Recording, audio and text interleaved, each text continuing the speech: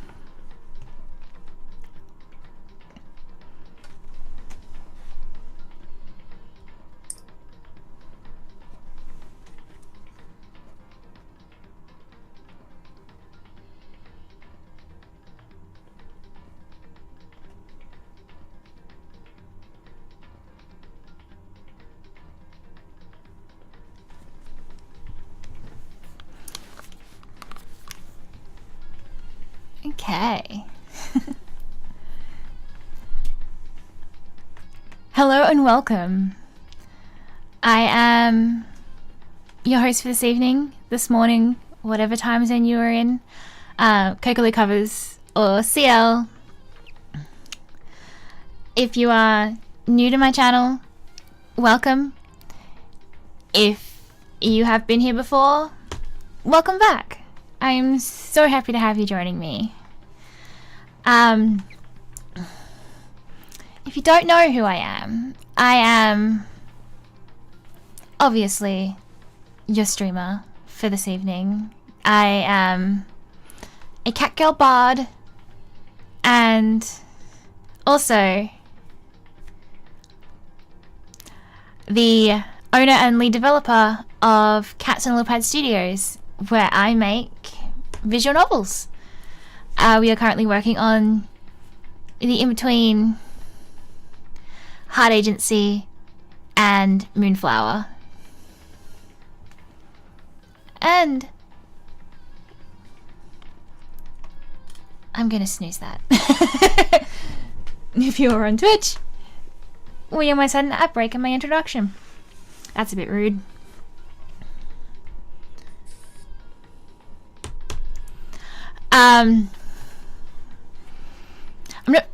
It doesn't matter how much I stream, I am never very good at like the introductions or outros or anything like that. I just kind of babble at myself and forget what I'm supposed to be saying at all. I used to have a script, but then I never actually read it correctly.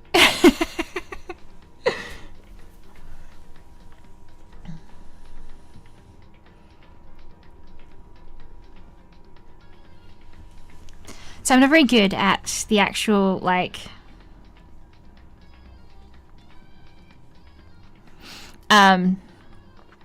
just kind of human-y bit of streaming. I'm just how do words, how to talk. If you have been joining me for a while though, you'll know that for the past few weeks I've been playing the first Danganronpa game. You can, if you're familiar with that game, you can hear that music in the background of the screen. We're at this is the third week for Danganronpa, and we have just hit the first investigation. It's a really good hosting. I like it a lot. So yeah, we have just found our first death, and we are in the process of finding evidence of who might have slain our poor idol girl. And then we will be going into the first of the trials. Now, I am playing this game completely blind. I've watched the anime before, but I don't remember it. It was so many years ago, and I don't remember it anyway. And I don't know how much, how much of a connection the anime actually has to the games. So I am I am completely blind, no spoilers, so I'm just kind of floundering my way through trying to figure everything out. I'm having fun so far. One of my favorites did just get bed. I like Junko, and we just lost her. So now we just have to hope that Mondo makes it through, because I am quite a Mondo fan. He's funny. Him and his pompadour. So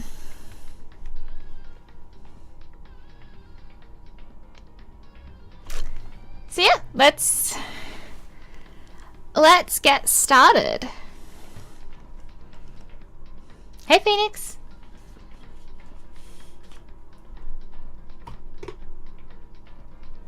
I have been playing with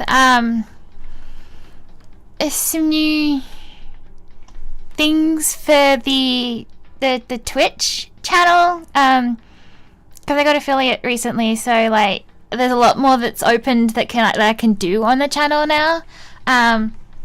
Unfortunately, YouTube doesn't really get to play with with the things that can influence the stream, but oh, hydrate already. I have hydrated. But yeah, so there's things that you can redeem. I have just added I've added a couple there. I'm unsure how the fire one will work, as it might take over the whole screen. I'm not sure. I've been trying to learn trigger fire as well. There is a lot that actually goes into like setting up streams. Oh, yes, it is very big. It should not be that big. I'm not sure how to make it smaller. He's a big boy. So I need to look into how to actually make those work properly, and what else to add, because they're quite fun things to be able to like add to the stream. So I'm slowly figuring out as I go along. I have a lot of plans of things that I'd like to do, but everything comes at a price, so I need to be able to be able to kind of figure out what I want and how I want things to look, and kind of be able to actually afford to do the things that I want to do, because I want to upgrade. I'm constantly changing my overlays and things like that. I really want to do like a kind of fantasy, like tavern-y kind of thing to go with the bard thing. So I'd love to kind of get like update all my graphics and overlays and stuff to look like it's like a fantasy tavern, and then some little like animated cats and things like that throughout it, because if you know anything about me, you'll know that I am completely obsessed with cats.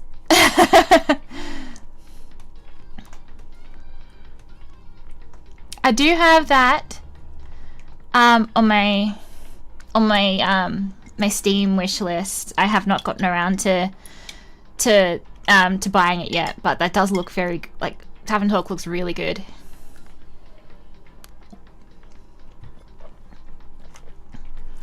Okay, so let's press this start button.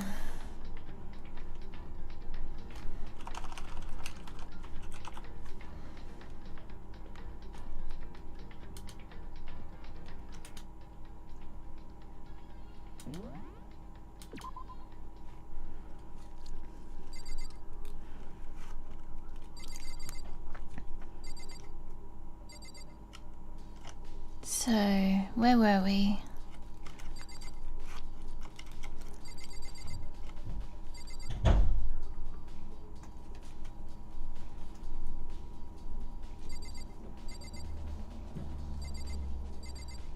I guess we're leaving.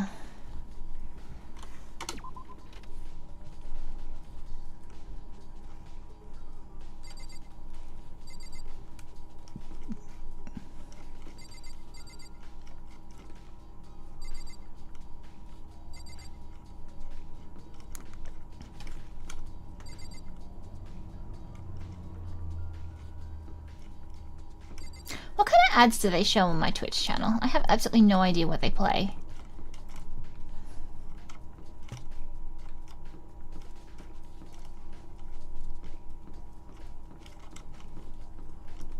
I was getting football ads on another... on a on a friend's stream the other day.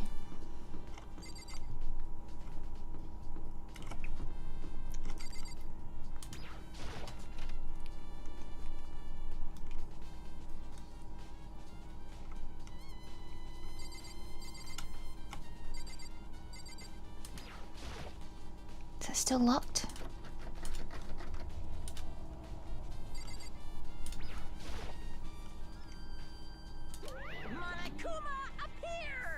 Oh dear.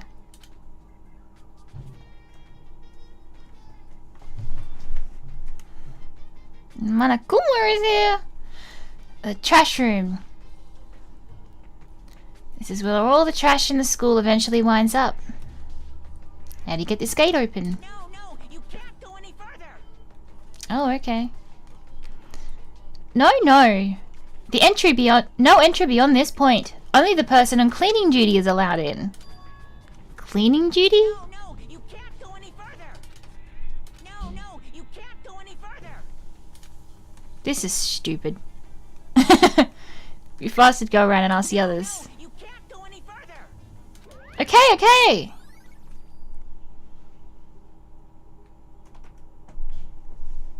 Cleaning duty has been added to the truth bullets. Okay. What's that got to do with anything?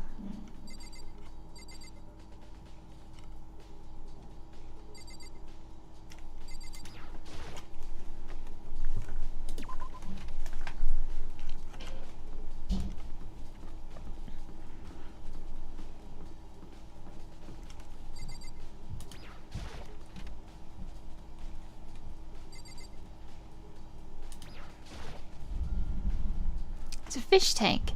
There's a bunch of little fish swimming around inside. Can't imagine how this could have anything to do with the case.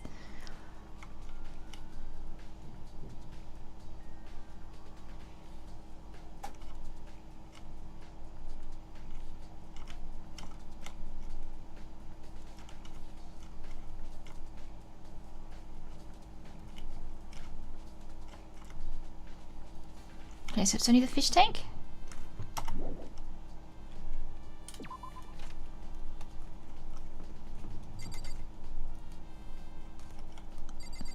Probably can't go in there.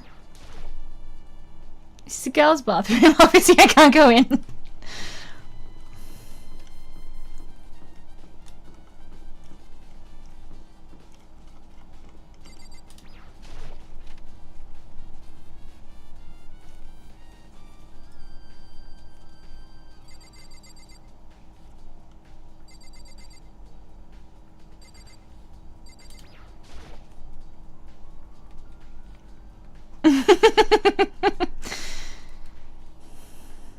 It's a washing machine. Washing machine that has nothing to do with the case.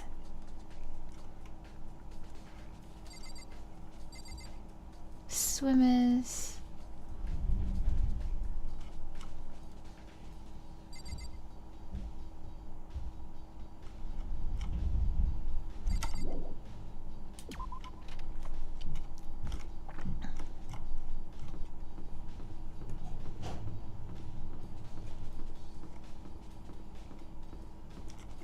Nothing down there yet.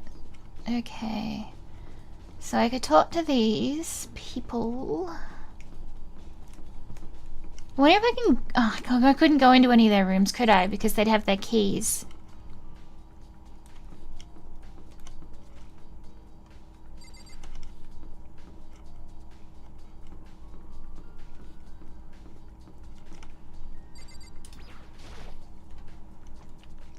Can you tell me anything about cleaning duty? No. Such ignorance. Wow.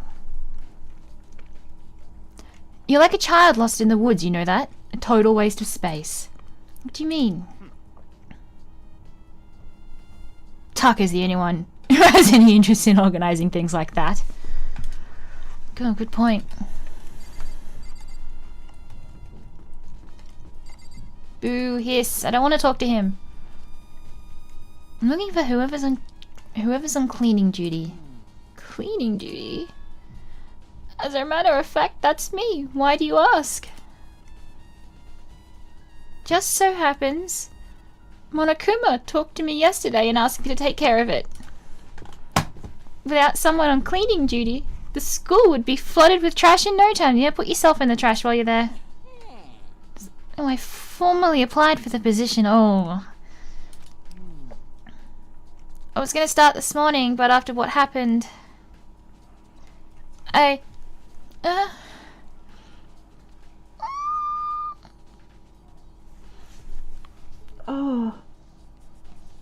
No, it's gone.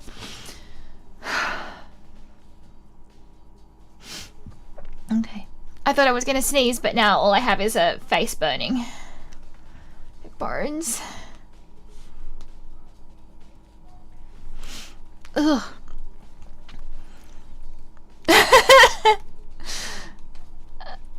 But after what happened, I haven't had a chance to get started. And since you're on cleaning duty, you can open the gate in front of the trash room? Of course! It's my job to gather up all the garbage and toss it in the trash room. And to do that, they gave me the key for the trash gate. But we're supposed to rotate once a week, so eventually you'll be in charge. Very strange. Wait, hold on. You need a key to get into the trash room, and only the person on cleaning duty has access to the key? What's the point of going to all that trouble? Why not just leave the trash room open all the time so we can throw things out whenever we want? It does seem more convenient. So in other words, Actually...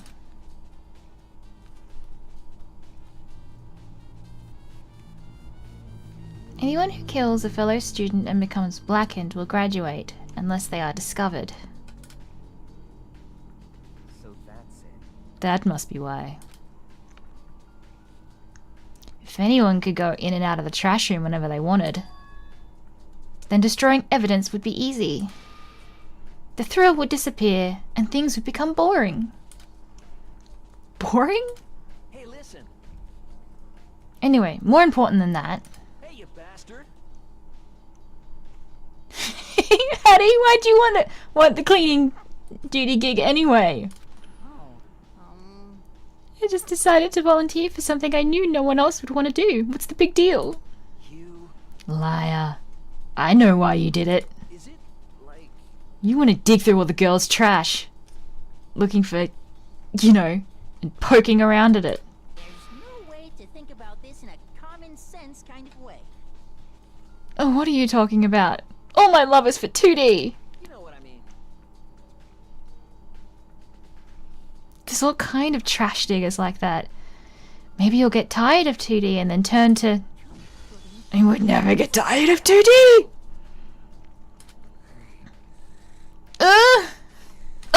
Oh man. The shiver that just went down my spine. Anything 3D is good for is to shower love and affection on 2D. Oh, and PVC figures. Give me a break. How are you not totally embarrassed to say stuff like that?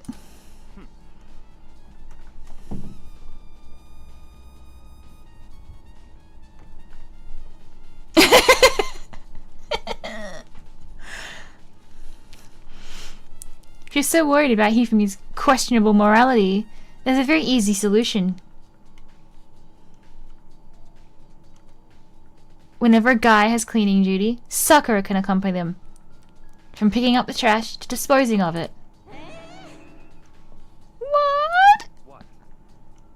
If you're as innocent as you claim, then where's the harm? Yeah, that's not how it's supposed to...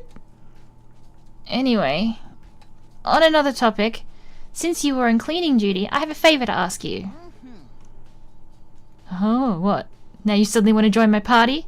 Sorry, but you haven't triggered that flag yet.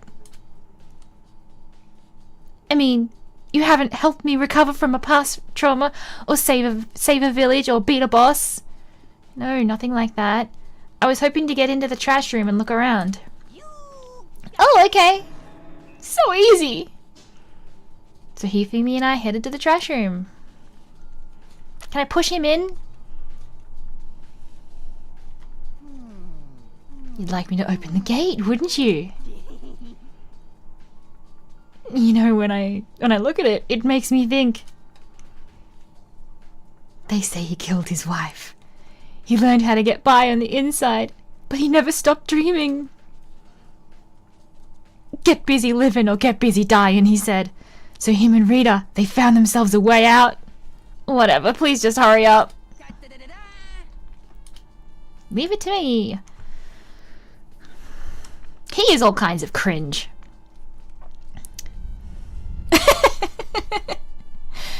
He pulled a key out of his pocket and used it to flip the switch next to the gate. And then... Mr. Naegi! However, Mr. Naegi, Without a doubt.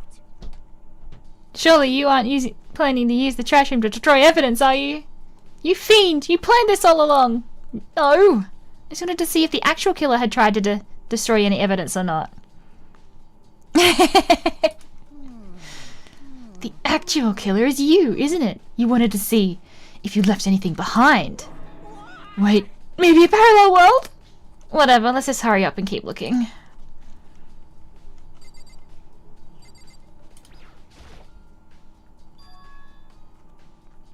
Something on the ground in front of the incinerator. It looks like a burnt piece of something. A burnt piece? Like a hunk? Like a burning hunk of love? No. Yeah, I've been told that 2 is the best of them. I wanted to start with 1 though, just because I'm guessing there's, you know, context that is beneficial from the first game to understand the world and all that. Anyway, this is... It's the end of a sleeve. Someone's burnt their... It looks like a piece of cloth, and the shape... It's part of the sleeve from a button-up shirt. And now that I look at it, that's definitely blood on the cuff, which means... This is all that's left of some evidence the killer destroyed. But there are tons of people here with white button-up t-shirts. This isn't enough to figure out who the killer is.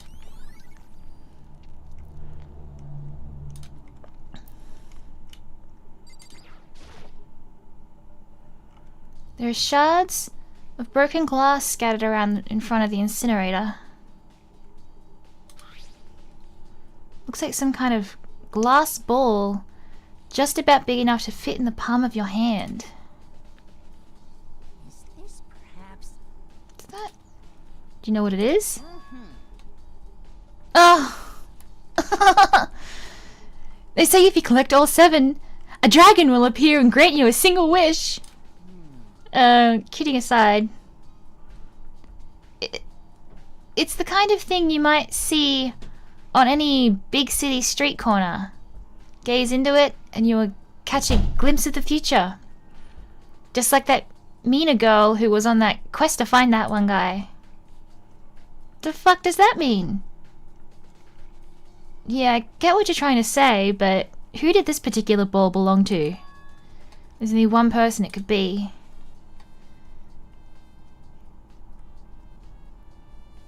They should all still be in the gym. I'd better go find out for sure.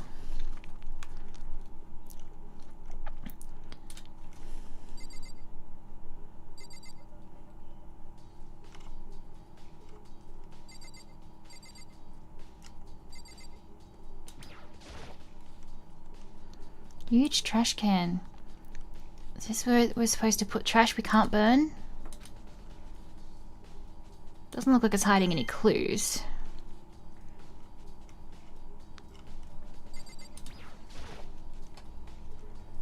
This is the incinerator. It's way in the back of the trash room. It's a good 30 feet from here to the gate. Ah, and it's on right now. Do you see the green and yellow buttons next to the mouth of the incinerator? Yes, indeed. It's pretty simple. Set up, press the green button to get it going and press the yellow button to turn it off. Sooner or later you'll be on cleaning duty, so make sure you learn this before you leave, okay? Someone's turned the incinerator on! Very strange. I'm quite certain it was off last time I was down here. Perhaps it was the work of a fairy. Hifumi, do you realize what you just said? Huh? The fairy? No. You said that last time you were here, the incinerator was off. Yes. About that, there can be no mistake. If I've got one thing going for me, it's my memory. I feel as if... Yesterday, as soon as I was appointed, I came down to check the place out. It definitely wasn't on then. I haven't been back to the trash room since then.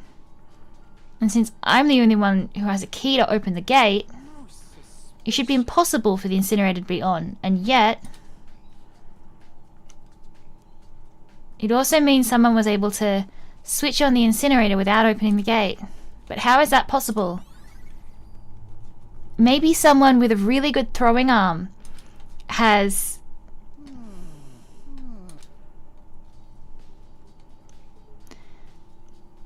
She wrote Leon on the back of the wall. He's baseball dude, isn't he? So has he thrown the glass ball to turn it on and then managed to throw his shirt in somehow?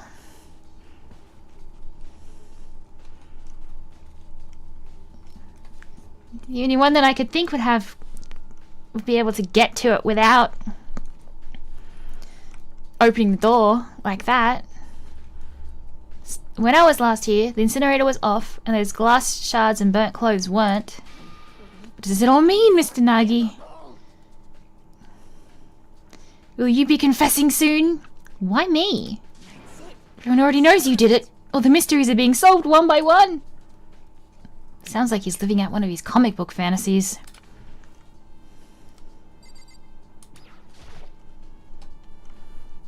Green button turns it on and the yellow turns it off. Or so it seems, anyway.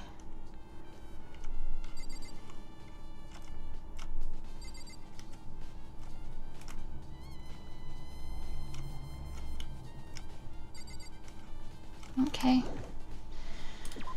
I think that's all.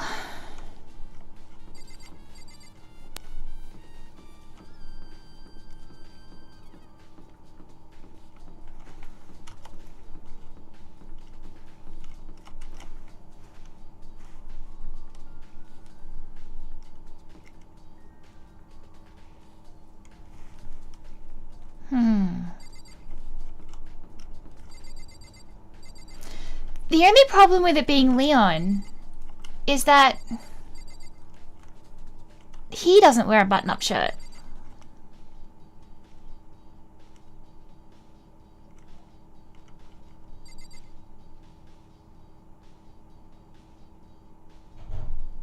And he never has.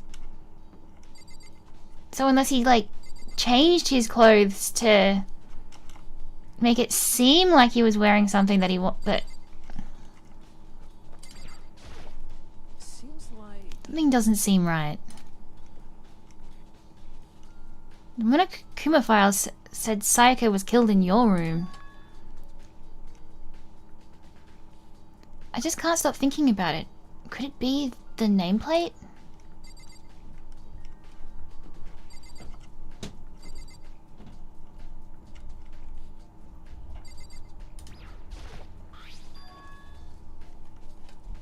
Huh?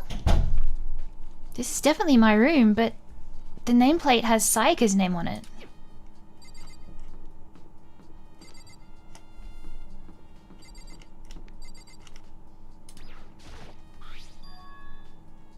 Huh? This is Sayaka's room, right? But the nameplate has my name on it. The nameplates on my room and Sayaka's room was switched? So all the effort I put into switching rooms without anyone knowing was totally pointless. But why would anyone do that?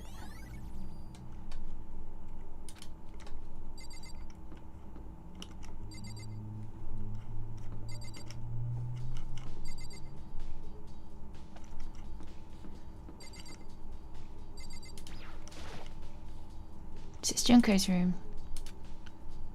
Junko isn't here anymore. She's dead.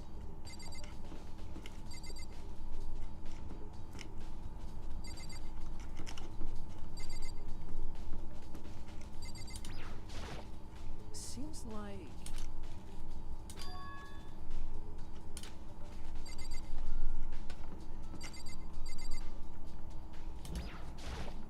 very strange. So why was Sayaka in your room when she was killed? Could it be because you are the culprit? No! You've got it all wrong. Sayaka and I switched rooms last night. You didn't even try to hide the suspicion on his face. Even if what you say is the absolute truth, you're still responsible for her death, wouldn't you say? Huh? After all, she wouldn't have died if she hadn't have switched rooms with you, right? The reason Sayaka was killed is because I suggested we switched rooms? She's dead because of me? Then it should have been me that died? Well, all we can say right now is that it's a possibility. If that's really true, then Well, that was mean.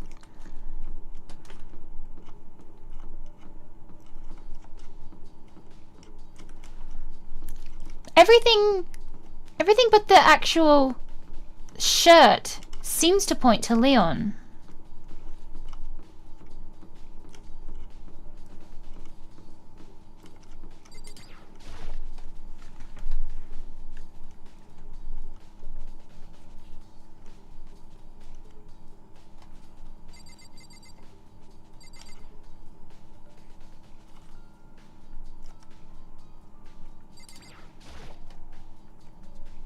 Are you investigating the dining hall? Oh no, I'm just taking a break. Actually, I've been taking a break since we started. This is all a first for me, you know? I don't have the first clue what I should be doing. I know what you mean. I don't know why, but being in the dining hall helps me calm. So I know I shouldn't, but I've just been kind of hanging around here. To tell you the truth, I was doing the same thing last night, and Sayaka was killed. So she wasn't in her room when Sayaka was killed?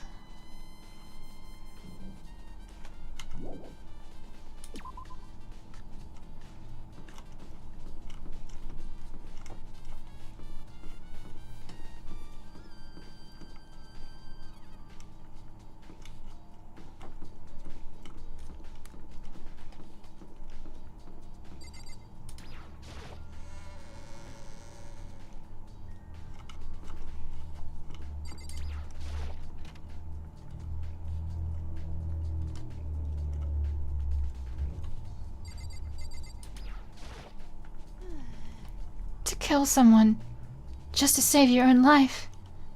And I've been living with someone like that. I think I might vomit.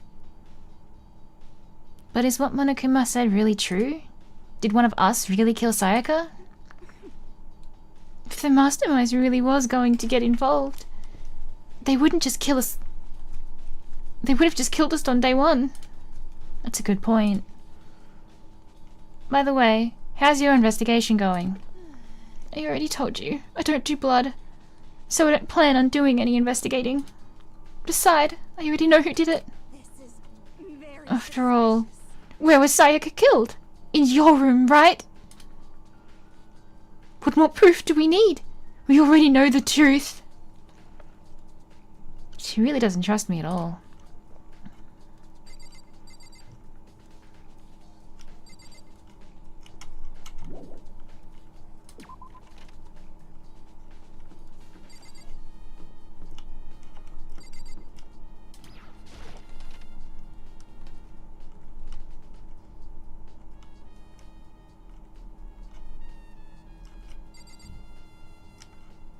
No one's in here?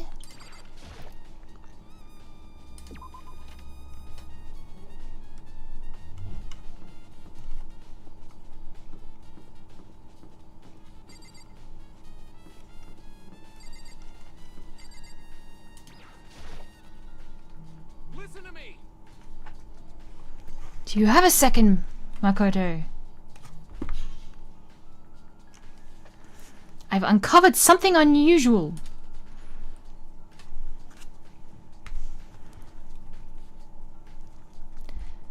The door to everyone's dorm has a nameplate on it to show whose room it is, right? You hear me? Well, it just so happens... Wait. Oh no, you might be the killer yourself. I can't tell you anything. Forget everything I just said. Forget! Beam! Sorry. Just a little joke. Even I do jokes sometimes. Ha ha ha ha! He's such a loser. No, that's a store. There won't be anything in there.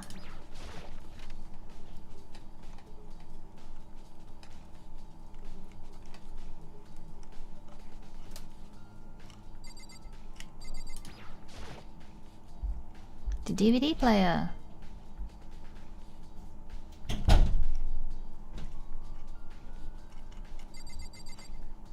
Didn't we need to play?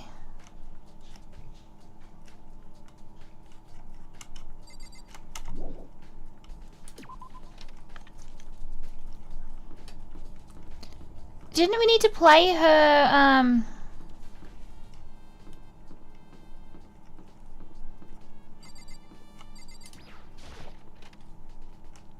her video? Nothing suspicious in the bathrooms?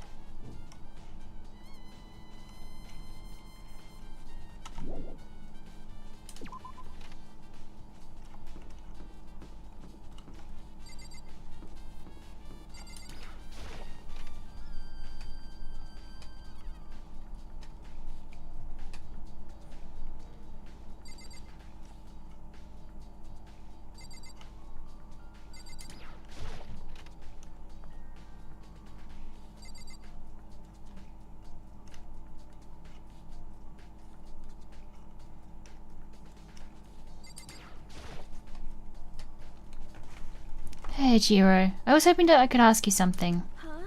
Oh, what is it? Before she died, Saiga left a message. She wrote out the numbers 11037. Do you have any idea what those numbers might mean? Like, could they be a code or something? Sorry, no. Jira slowly shook her head. I'm sorry. I'm sorry, I just don't know. Okay, well don't worry about it. Thanks anyway for trying. Even she doesn't know. Or maybe she could be letting more than she's letting on?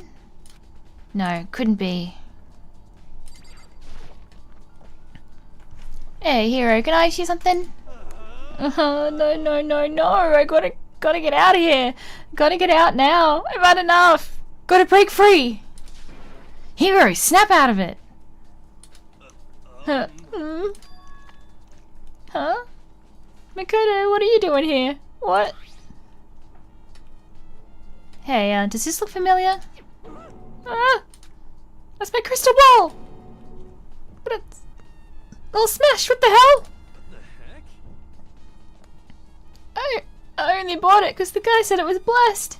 He said it was unbreakable. How did it break? Was it actually just made out of glass? And not crystal? Did that guy totally dupe me?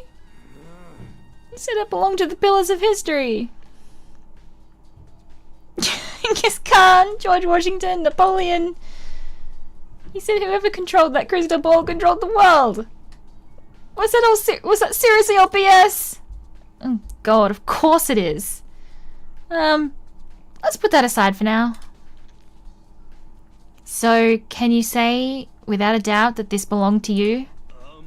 Yeah, that's mine for sure. Probably forgot it in the laundry room last night. Someone must have come by and snatched it. You left it in the laundry room? That means anyone could have found it and taken it. Thanks, Hero. That's all I wanted to know. Sure. By the way, I'm almost afraid to ask, but how much did you pay for that thing? Everything I saved up from fortune telling for 2 full years. Came out to like $1 million. $1 million? It's pretty cheap, actually. I mean, considering it gives you the power to control the world. It's just too stupid. I can't even feel bad for him.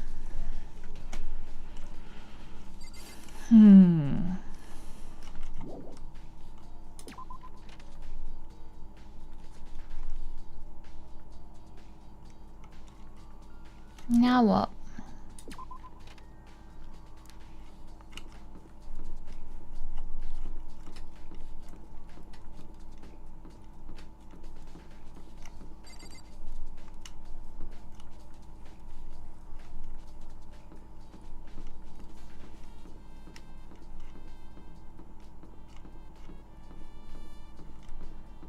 You go back to the laundry room?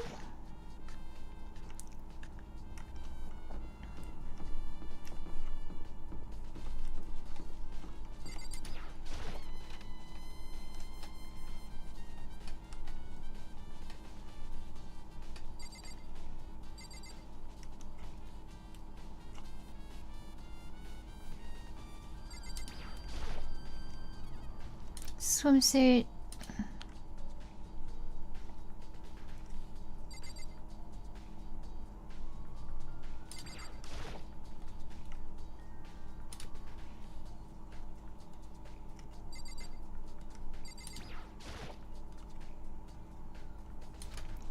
None of the washing machines have anything to do with the case, apparently.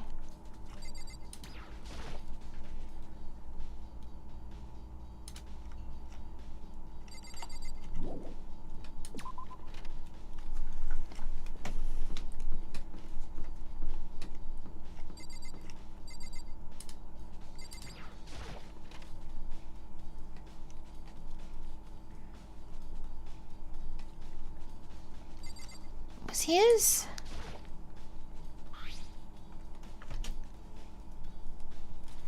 Toolkit is still inside the drawer. I don't see any evidence that it has been used at all. By the way, Realized something when I was on guard duty. There's a trash room by the dorms. You could have tossed stuff in there. You son of a bitch. Shit. You're fucking dead. I have already spoken to him, but Yo.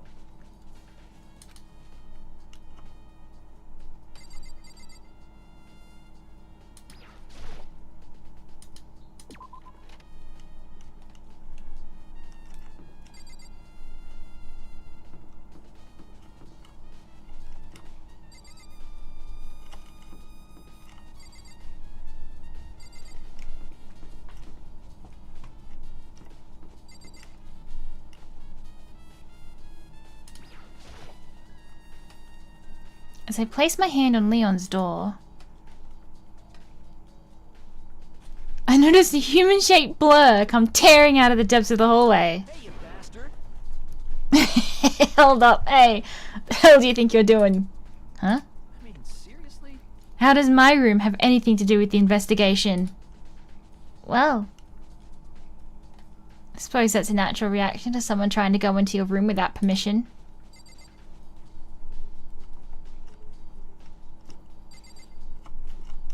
Will anyone else have an issue? This is Hero's room. Don't think there's anything that will help me.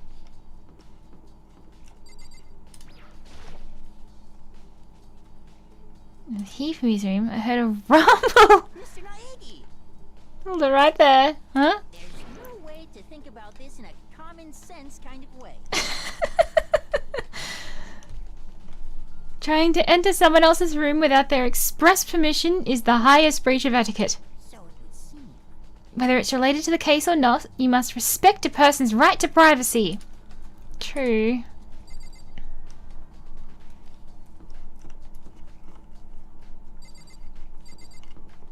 So we just don't think there's anything interesting about any of the guys' rooms, or any of the girl, anyone who's not in the hallway.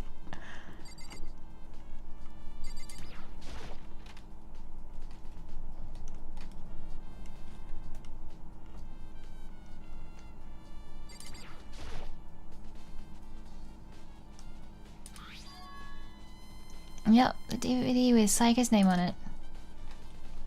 Saika got really upset. I wonder, what did she see? Might not be directly related to the case, but it might be worth checking out anyway. I need to borrow this.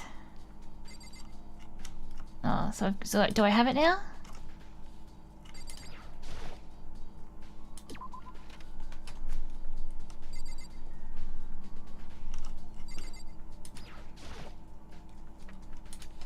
I don't think there's anything that will help me there. I think it's funny that you can't... He's just not interested in anyone who's not in the hallway.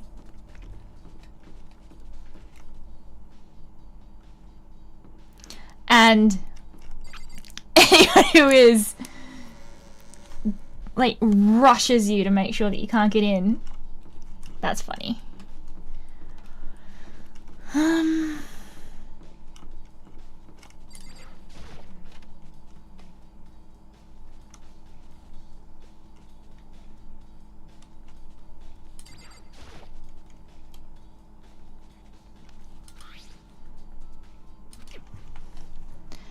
I sat down in front of the screen and put the DVD in the player.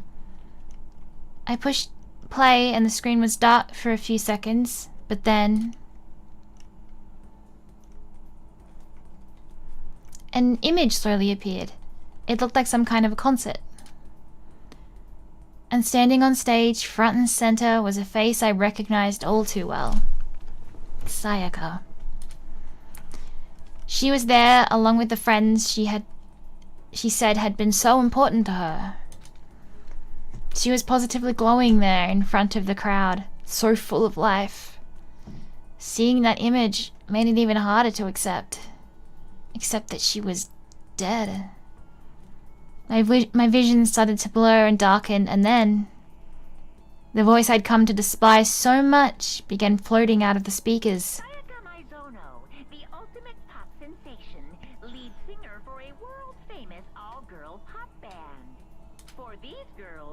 glowing spotlight only made them that much more beautiful. But then... Suddenly the screen went dark. And in the next moment, I saw something I could hardly believe. What the? Sayaka had disappeared from the stage, which was now in ruins. But what I noticed even more than that was the figures of the other girls who had all simply collapsed. This ultra-successful team suddenly fell apart. None of them will ever perform on stage again. None of them will ever feel the warmth of the spotlight. For Sayaka, there's simply nowhere for her to return to. So here's the billion-dollar question. What, oh what, could have caused the group to go to pieces?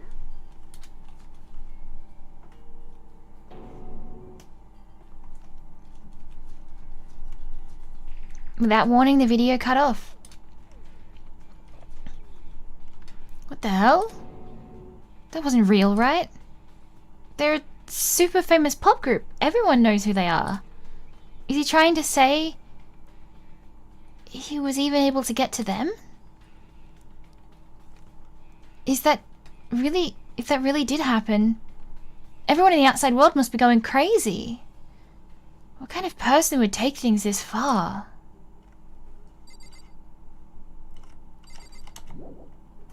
Leave the area? Yes. Oh.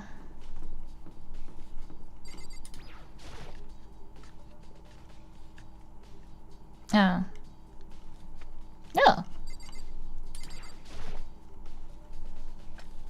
So, do you have any clues or anything? What kind of clues? Let us just agree we do not know who the culprit is and leave it at that. Whatever secrets I may have, I don't intend on revealing anything until the class trial. Okay then. Do you have any suggestions for where I should start looking? Well... Ugh, so annoying. Must you fumble around, fishing blindly for clues? I suppose I wouldn't hurt to give you a little hint. The scene of the crime, naturally, but I think the trash room is also worth looking into. The trash room? It is the perfect place to destroy evidence. However, there is one little problem, which is... As for me... That place is filthy. I would rather die than step foot in there. I am trusting all of you to conduct a thorough investigation on my behalf. That's...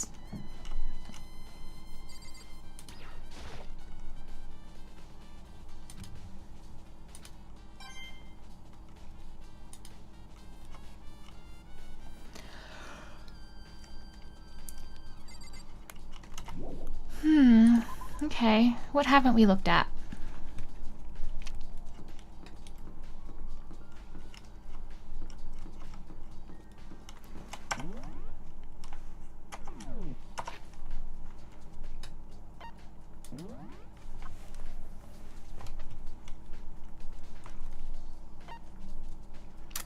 Evidence of struggle, sword, sheath, switching rooms.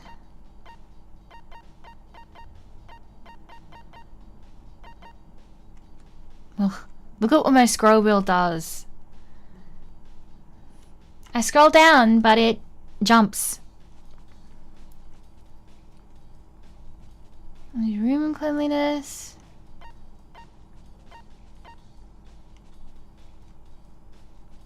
Dying message.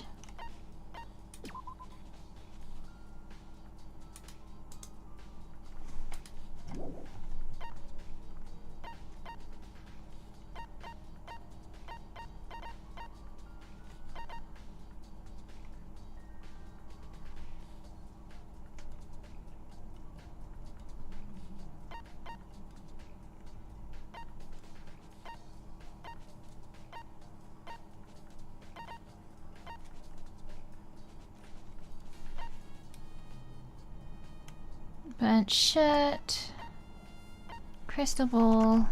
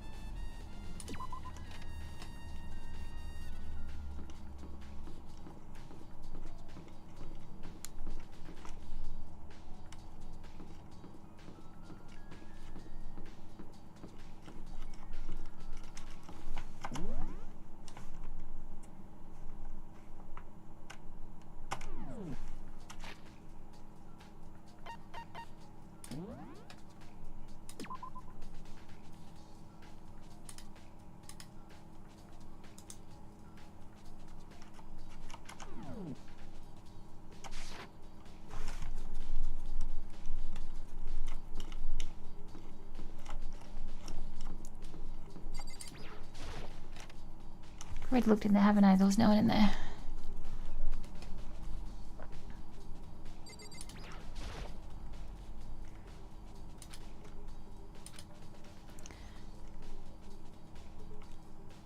Isn't there anything that might help solve this case? There's nothing here.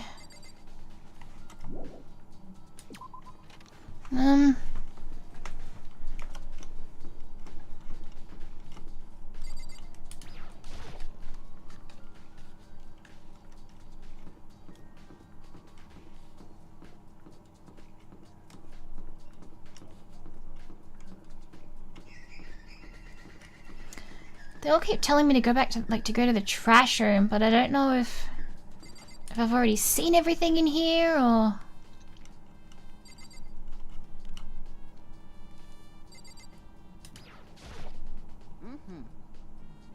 Phew, so is that everything?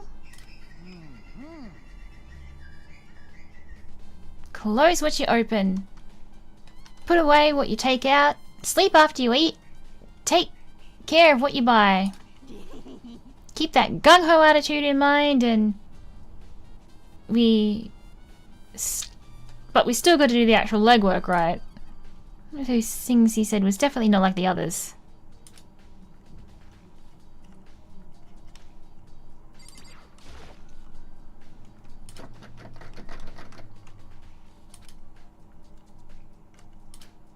Must be locked. You seem a little down. Huh? Really? If you need help lifting your spirits, call on me anytime.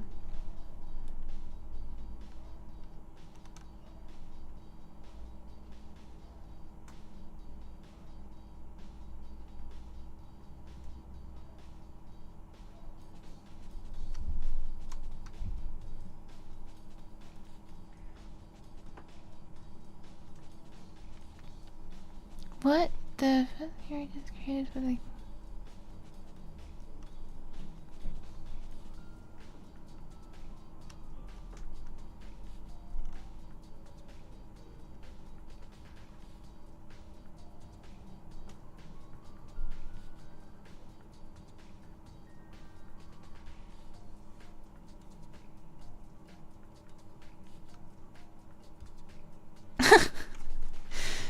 interesting factoids?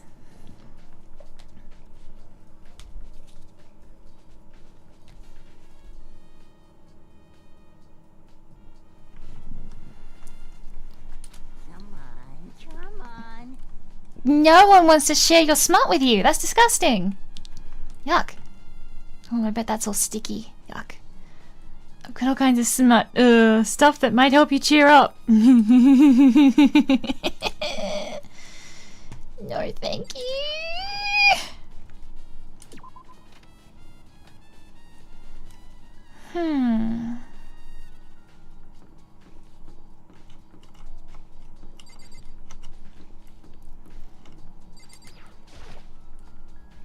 Psychic's room. Don't think there's anything in that will help me. I don't think there's anything that will help.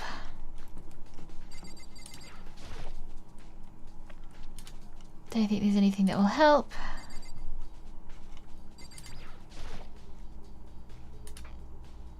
Don't think there's anything that will help.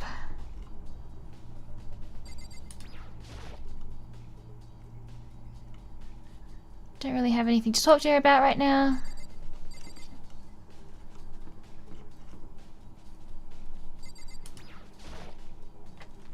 This is Byakuya's room. Hey. Huh? Did I give you permission to do that? Get your hand off that door. Sorry. Well, can't imagine this has anything to do with the case anyway.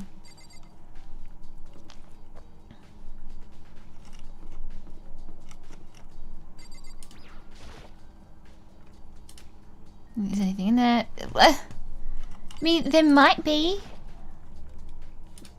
If there's anything that will help me.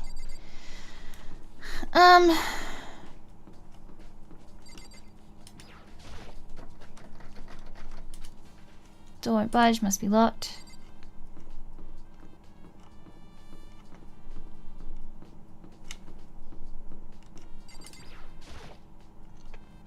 Looks like I can't get in there.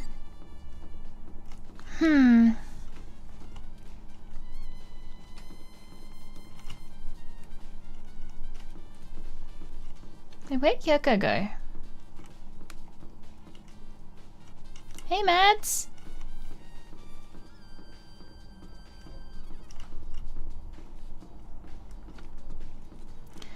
I am looking for evidence and I feel like I've run out of things to look at. Now I don't know what to do.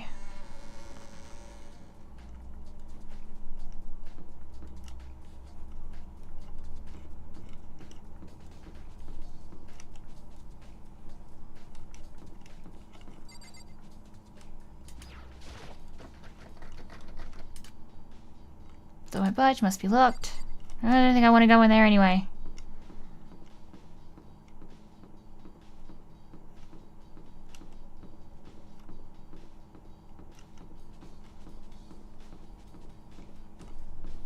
I really didn't know what else I can do.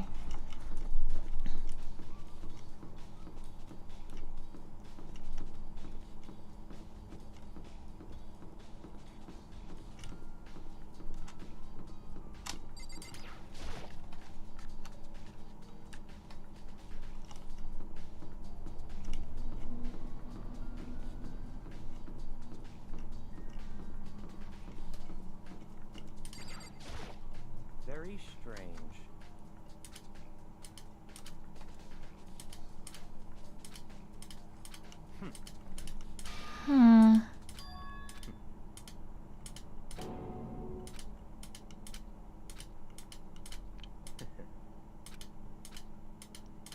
Yeah, I probably just spoke to him about that.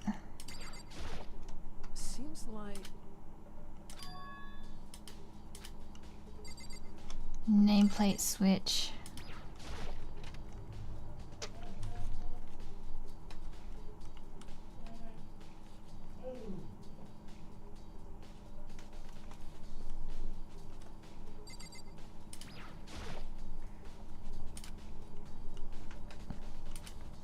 I think, yeah.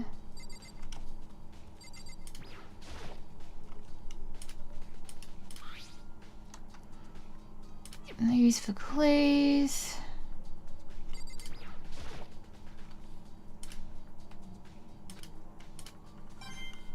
Oh, I got a coin. Snoop money.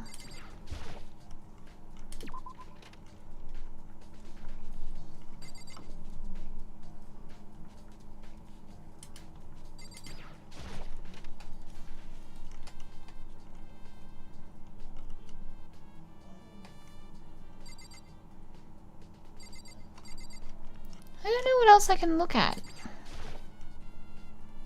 Should be interesting in VR, for sure.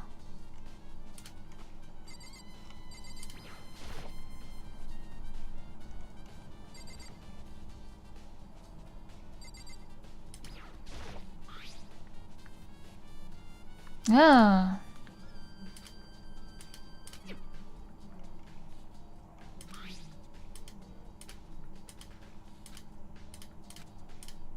That's right. Sorry, I've already been through all this, so we're not reading it out again. I'm just trying to get out of it now. Let me. Free me.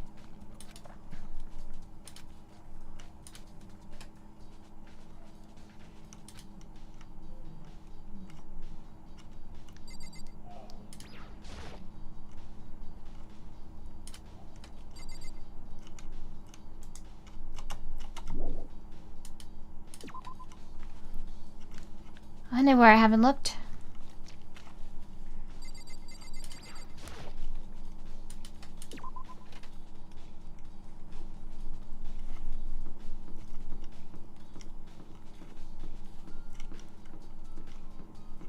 Where did the knife come from?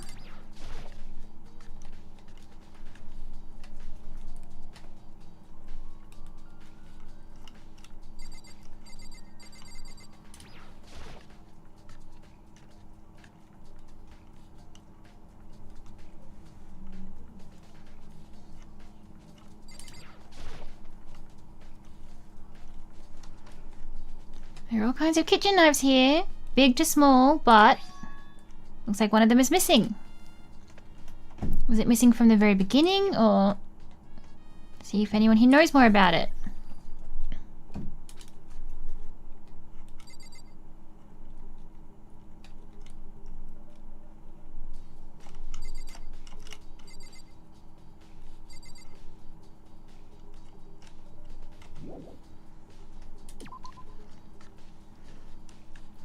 Like doorknobs into the rooms, or the doorknob that's on the bathroom door.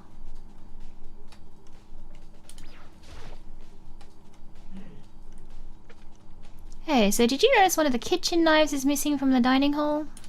Yeah, totally. Yeah, weird, huh? Yeah, I've got that one. I thought it was kind of strange, a knife suddenly disappearing like that. Oh, so it wasn't missing from the beginning? That's right. Nope.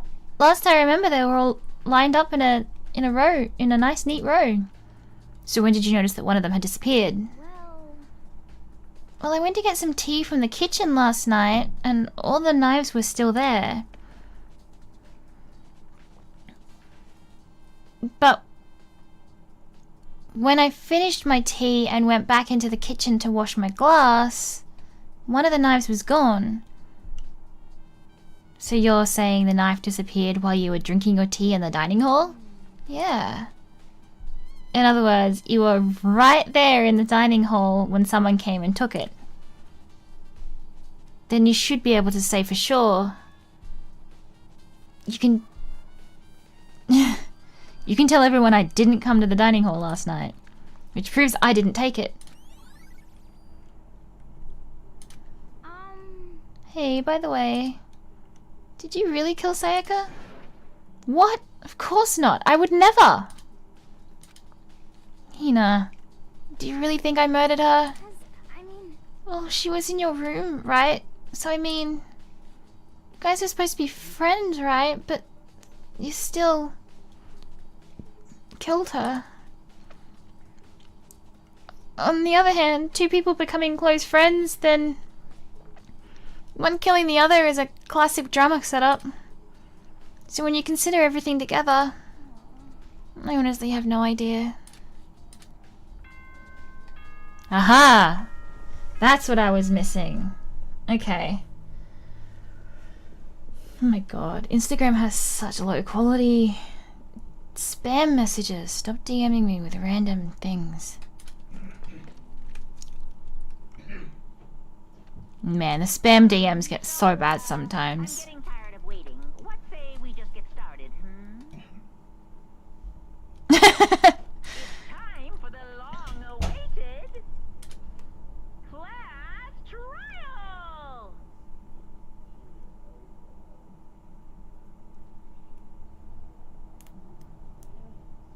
The jewelry model ones too. What? Now then, allow me to appoint a proper Oh, yeah. session for the proceedings. Yes.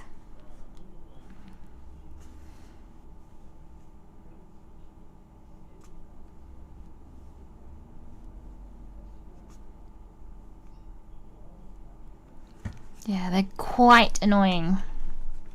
Yeah.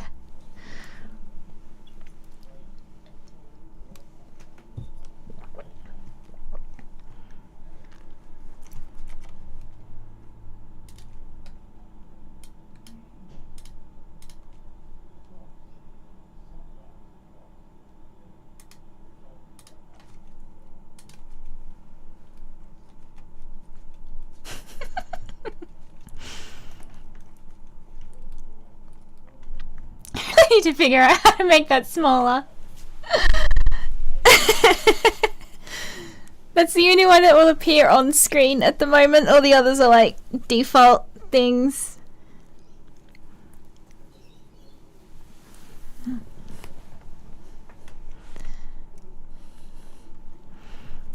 I need to figure out some trigger fire things and how to make that smaller. It's meant to be on like 5% size or something like that, but it's still huge. Hydrate.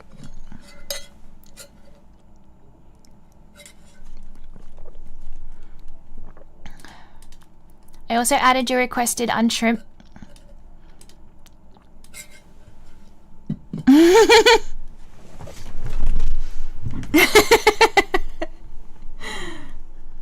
The shrimpiest of shrimps.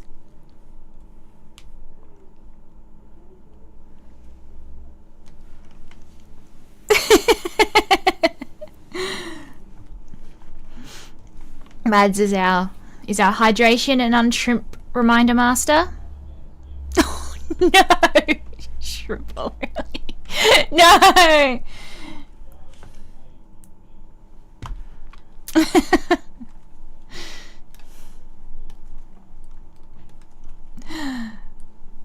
Now then, allow me to appoint a proper location for the proceedings. Is it going to be through those red doors? Please go through the red Yes. door on the first floor of the school. See you soon. Your jokes are fishy. That's where I should go. No, where I have to go.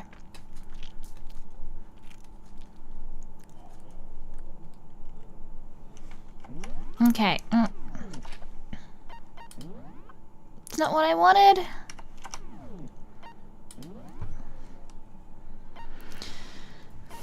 Man, my mouse wheel is so incredibly wrecked. And I don't know why. It must, like...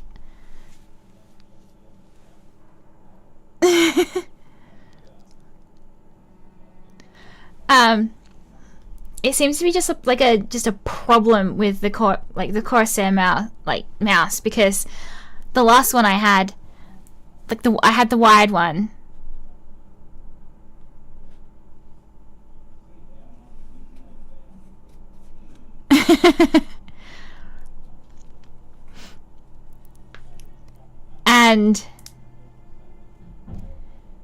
And now I have the wireless one, and it's done the exact same thing. Scrolling the mouse, it sounds it like bouncing. That it kind of just goes within like such a short frame, and like goes up and down without actually going properly up or properly down, and it's just so infuriating. I really like the buttons on the side though.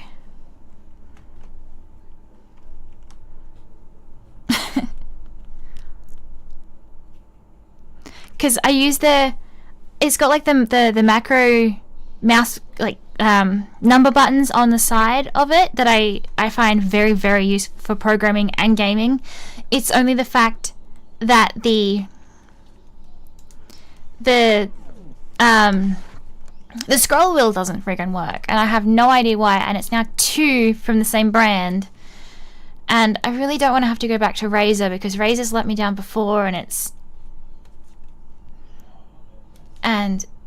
it's also expensive as well. Like, I mean, it's like a $200 mouse that's the scroll wheel doesn't work on. I am... Whoa, okay.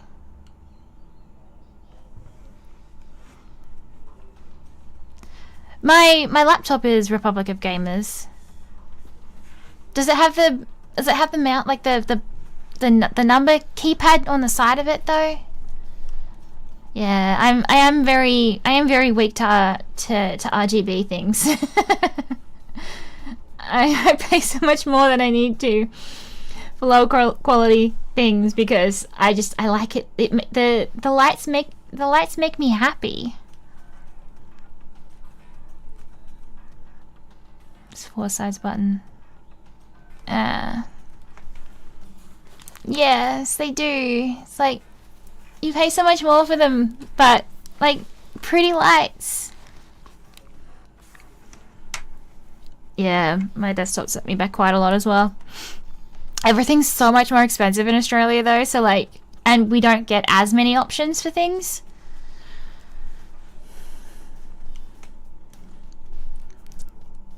You're late. We've been waiting for you. I bet you were afraid you would be discovered as the murderer you are. Yeah.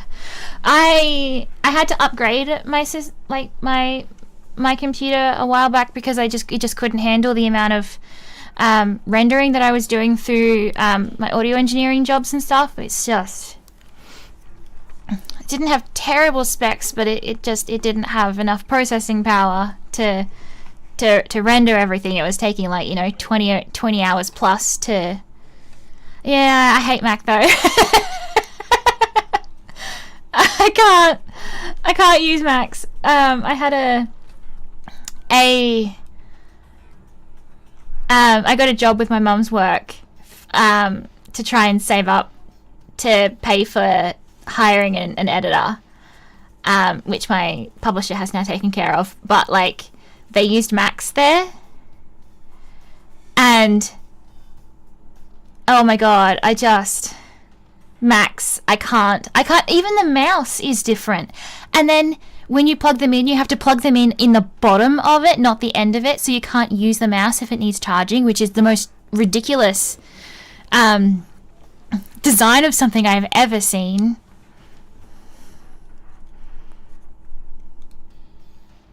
I really wish I was better at video editing. I need to make a trailer for the channel, and I don't even know where to start. And I'd like to make I sometimes make very, very basic lyric videos for the covers that I do, but man, it's video editing is such a skill. I'm getting a new trailer made for the In Between by Foxdrift Studios, and already just her basic work in progress is so much better than I could ever have put together myself. It is such a skill. Oh wow, you've won 2 awards. In what kind of awards?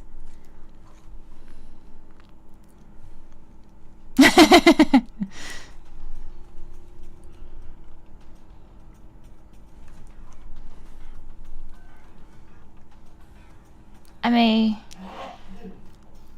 may have to hit you up for that. We will see. I'm not entirely sure what I want to do with it, but time is another thing that what always works against me. It's even things that I possibly could teach myself, I just don't have the time to learn. I don't have the time to be bad at something before I get good at it.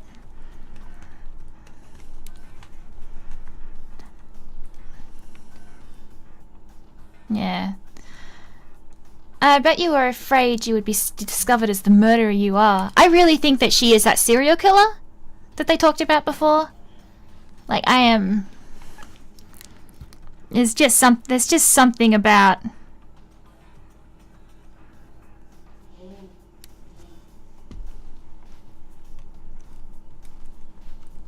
Just something about her that wouldn't surprise me if she turned out to be that serial killer they were talking about. Let's not jump to conclusions just yet. Save that for the class trial. There we can all reveal the details of Makoto's crime. What? You say we can't you say we can't jump to conclusions, and then you say reveal the details of his crime.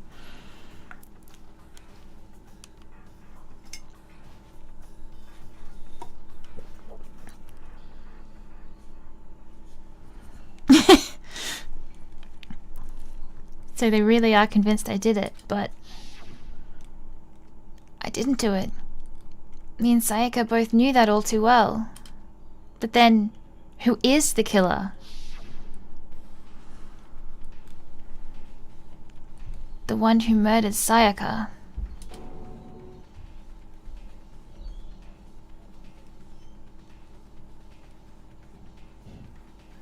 Whoa. Is it really one of us? That is a lot of things, Phoenix. I like that he's just, sitting there with his fancy little cocktail. Day jobs are the roughest with creative things. It's everything creative takes so much time, but never pays well enough on like an indie scale to not have a day job, but then when you've got a day job you don't have the time to put into the creative stuff, and it's just a vicious cycle.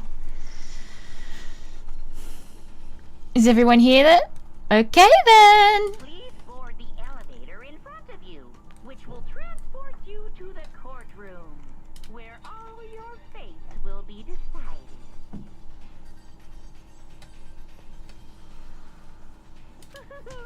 I'll meet you all down there. I'll be waiting. Oh wow, that's tough.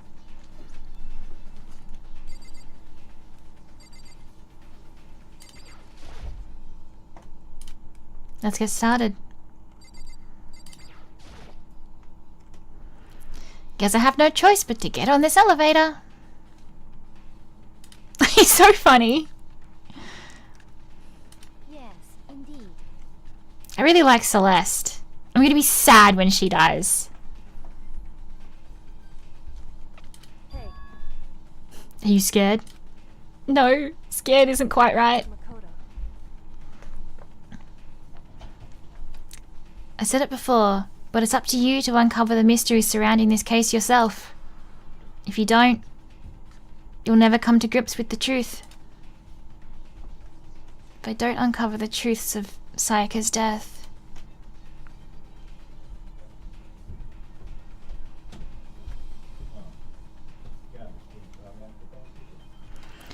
I didn't need someone else to tell me to do that.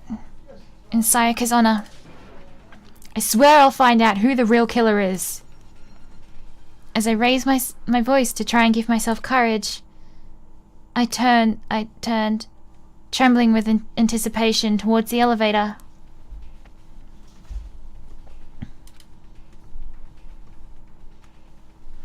With each step forward, I could feel my heart starting to race faster and faster. Everyone else was already on the elevator. When I finally stepped on, the doors closed and the elevator started to move.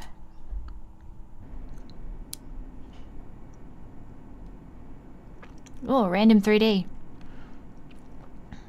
It's always funny when the game goes from like that kind of 2D that follows you around to like 3D.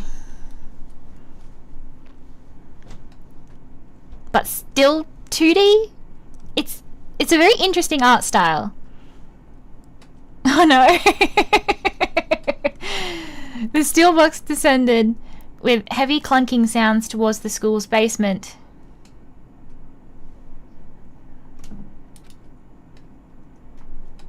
I wonder if this is a death row, how a death row inmate feels when his time finally comes. Rather than that, is it not more like a defendant waiting to receive his judgment? Yeah. Yeah. Yeah, no, it's like 20 years old or something, or 10 years old? Not 20. It was like, when did it first come out? Like 2014 or something like that. It's very old.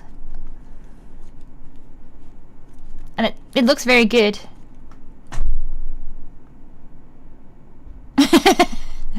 Yeah, yeah. All the music, all the music that I already grew up on was already like, 70s, 80s, and I'm a 90s baby.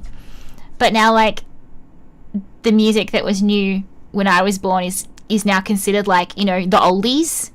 And I'm like, what do you mean?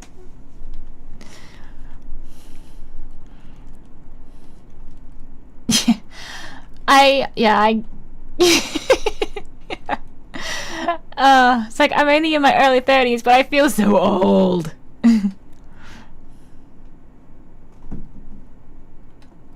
Yeah.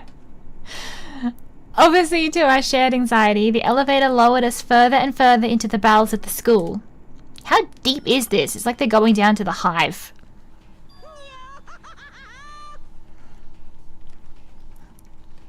Where's Phoenix Wright when you need him? Get Kim and Harry on the case. I'm sure they'll figure out how to... Who done it.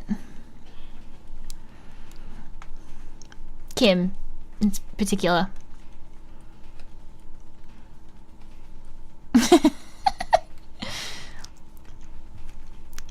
You're about to face off with the Red Queen. You finally arrived.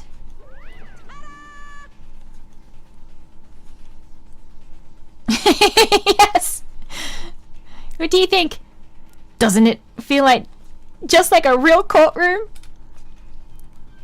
Like a Hollywood movie set, right? Not even close. It's total shit. Well now. Okay, okay. Everyone find your assigned seats and sit down. Hurry up now, hurry up! We did as he said and found our seats.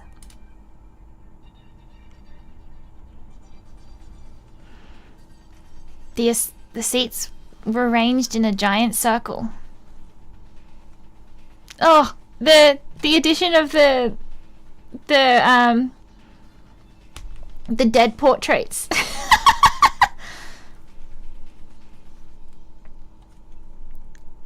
Huh? Yeah, the blonde dude with the scowl and the glasses in the corner there is Byakuya.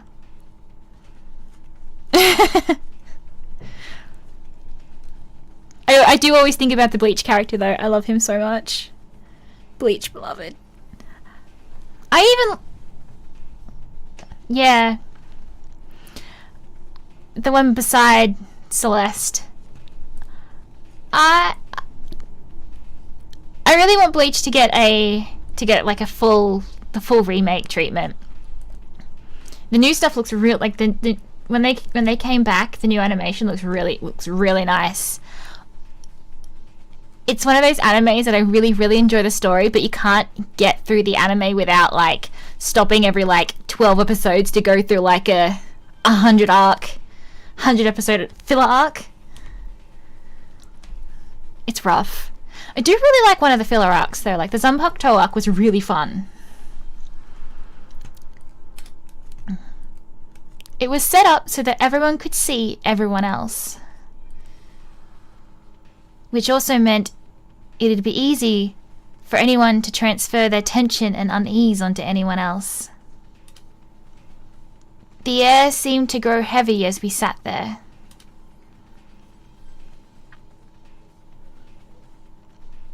And so, the curtain on our first case opened. What's this? Wait, only ever been zero Danganronpa, whatever.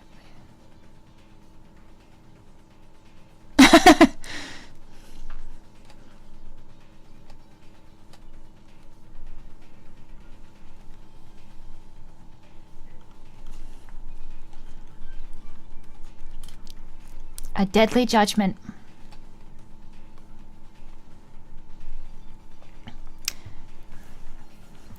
I have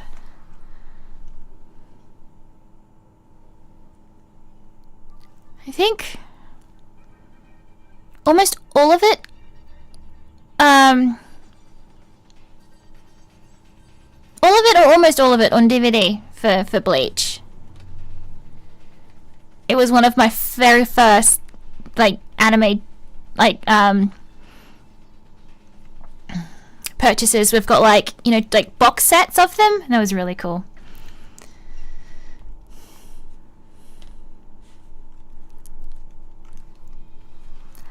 Bleach is the reason why I really want to meet, why I've always really wanted to meet Liam O'Brien, and I don't think it'll ever be possible because of how popular he is with with Critical Role now. But he's been like for like since I was like a teenager. I was like, he has been one of like my top people that I've really wanted to meet because I love his captain so much. Yeah. My friends got to see them at MCM in London last year, which I am incredibly jealous of and will never ever get over that. But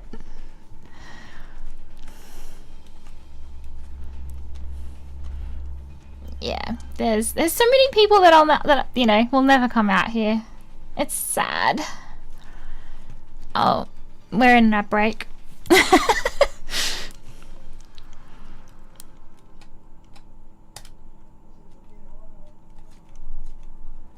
A deadly betrayal.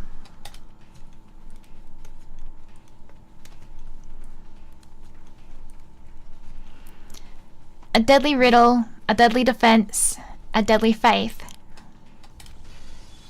A deadly class trial. What do we have? Does he have to stand this next to Heath for me?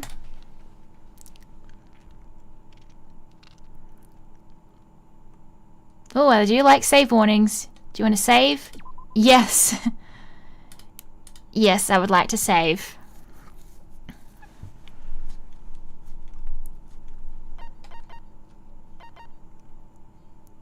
Hey!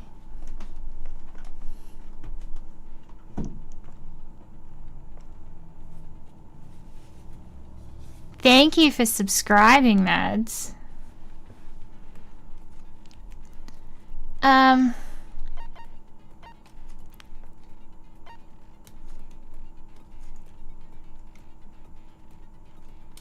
Set skills.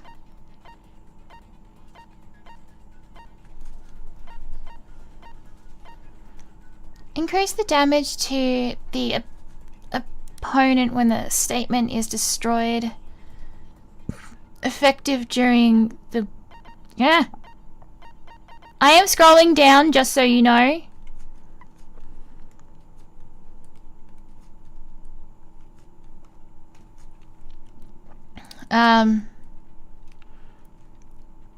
Increase damage at the...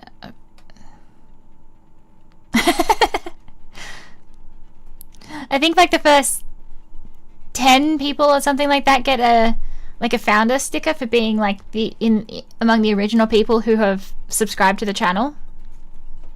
You'll also get emotes now as well.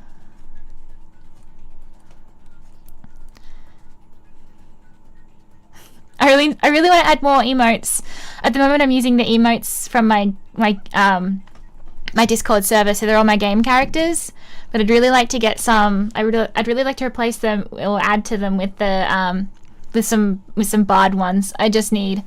It's hard to find. It is incredibly hard to find artists who I can not only afford with my exchange rate, but also finding people online, because all you get is bots, and it's so hard to operate as someone who hires freelancers for all kinds of roles. That you mention anything on social media and you get inundated with bots. Is there any...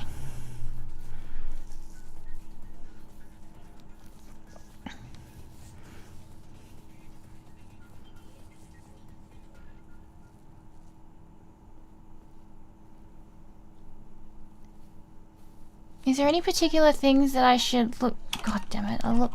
Okay, not with this scroll wheel. Is that the only thing I have at the moment? Yeah, okay.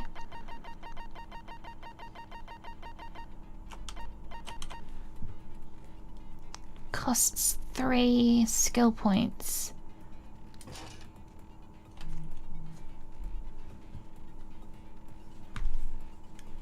Okay, I guess we will do that.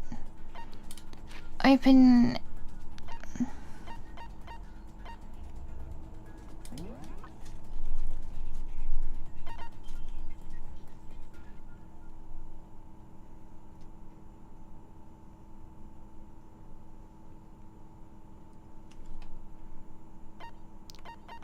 Yeah, newbie.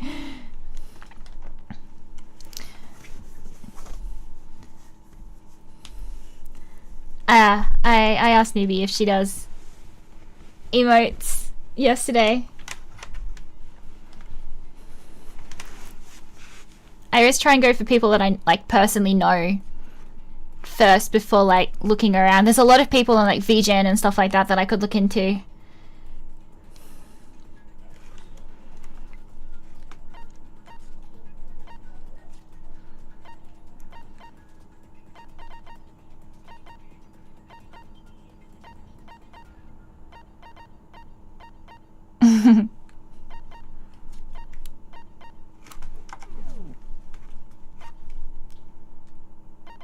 Okay.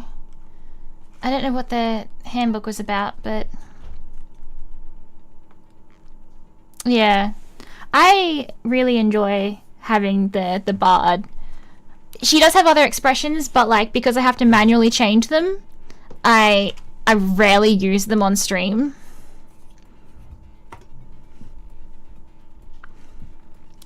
You know, I have them all set up at the... on the stream deck. But mostly I just use them for my thumbnails. I would love to get a full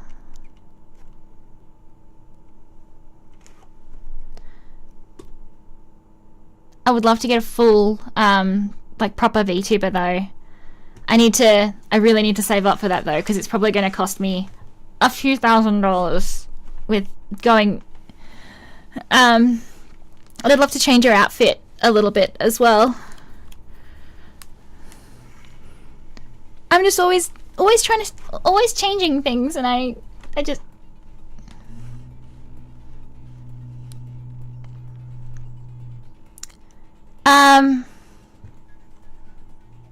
No, that's useful when you're in like Discord calls, or using like Streamlabs, but for what I use my bard, I use OBS, and then I use reactive images, so she has a closed mouth and an open mouth when I talk.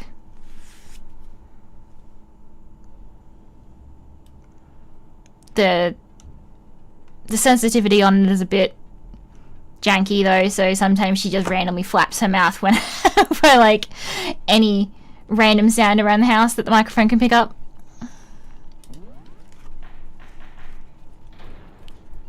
Okay. Let's begin with a basic explanation of the class trial. So, your votes will determine the results. If you can figure out who done it, then only they will receive punishment. But if you pick the wrong one,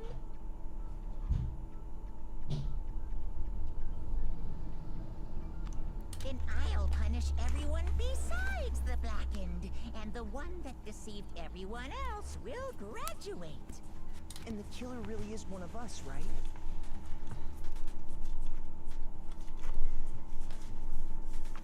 Of course. I'd really like to do like collab streams with people eventually, but I have currently no idea how to actually do that. I know there's a setting within Twitch that like stream together. I'm not sure what that does though, and I don't really have a way to test it at the moment. There's so much to learn about Twitch, and it all scares me. Because a lot of it you have to like kind of be live to even test in the first place, I think. And it's all, I don't have enough spoons to kind of learn everything that I need to learn. I need someone to come and teach me. Okay, then. Everyone, close your eyes. Oh my god, why is he doing that?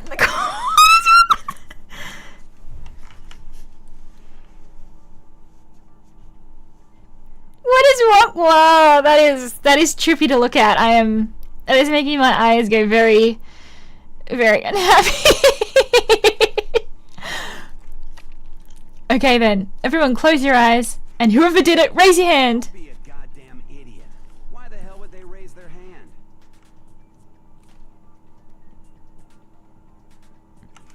Oh, he's okay. He doesn't have the jitters. Before we move on and start the trial, can I ask a question real quick? What's going on with those pictures? I'd feel awful if they got left out just because they died. Friendship penetrates even death's barrier.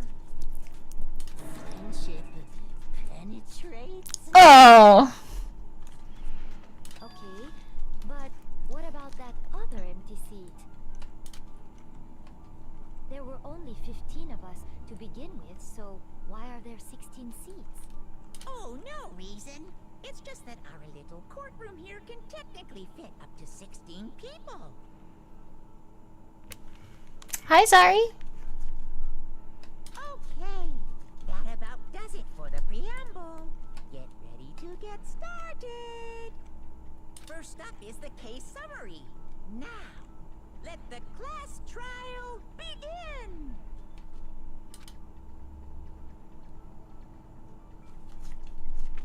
It's about to begin. The debate to decide who we think the killer is. Anything I found, anything I noticed, I have to be ready to speak up about everything. This would be such a, like, I would love to be able to make a game like this, but like, I'm not smart enough to solve them, let alone make them.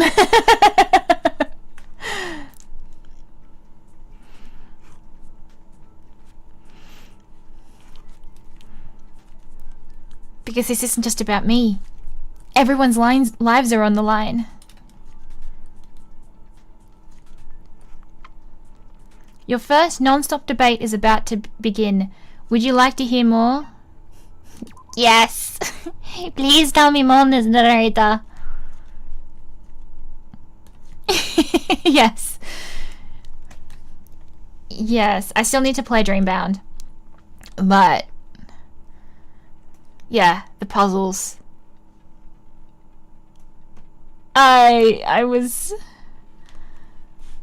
the start again puzzles. I had to Google the answers to quite a few of those because I do not do words or maths. Can't do it. You're shocked that I haven't played Dreambound yet. Really, the only games that I've been able to kind of play are those that I've been doing on stream. I know a lot about it because I've been around for the development of it, but like, I've played the demo, and I'll eventually play the rest of it on stream as well. I am in a phase of life where I have so much work to do that the only way I get to actually game is by making it work as well. Otherwise, I play Final Fantasy, but I don't really I'm up to date with it and all, so there's not really much that I actually kind of do. And I kind of do it on the side while I'm working. And I can't just relax because then I feel guilty and then I think about work and then I get the ADHD executive dysfunction where I can't do anything at all except for stress. So really, if I'm gaming, I've had to make it. One of the reasons why I've started to really try and stream a lot more is that I have to try and make it work somehow. I have to feel productive to be able to enjoy doing anything.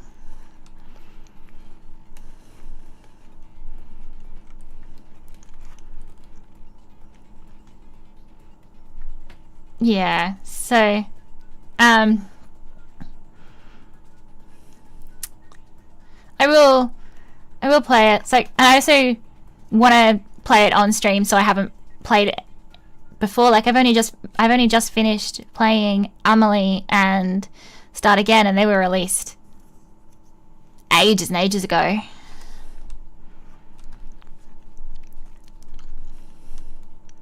There is lots of things on my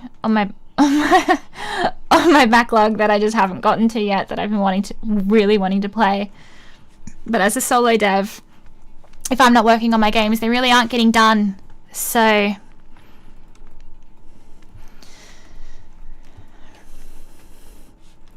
it'll be a little bit better now that I've got an editor and a writer in place. I have a little bit more support there for getting things done that aren't me.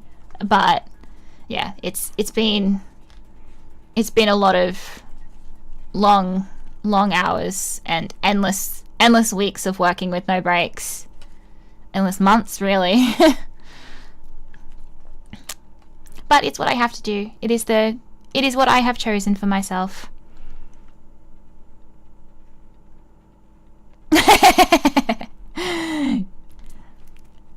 one of the best things about having a community kind of around you with like your Discord and things like that as a developer is that you can see in real time people reacting to what you've made, and that is such an incredible feeling, actually getting to see people who are enjoying what you've done, figuring out the little things that you've put in there, seeing things that you haven't put in there but you were like, oh hey, that's, you know, that works. Watching people go through those all those emotional roller coasters that you've put in, and seeing exactly what you wanted people to feel being felt, and making them cry, making them laugh, and getting to see how people are actually responding to that is an incredible feeling. And then watching them, you know, make things like make fan art. Every time I get something that's fan art for one of my games, it makes me cry, because it's such an incredible feeling that something I created inspired someone to make something.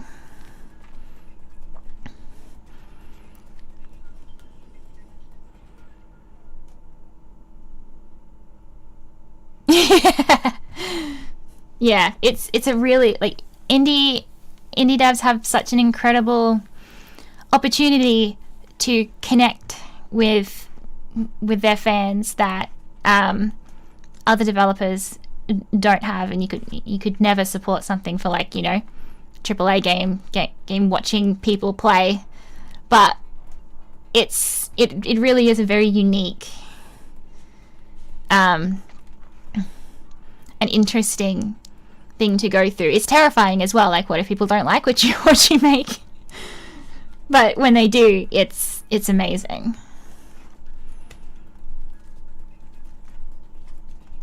As things progress during each class trial, you will engage in non-stop debates. During these discussions, characters will speak one after another without pause.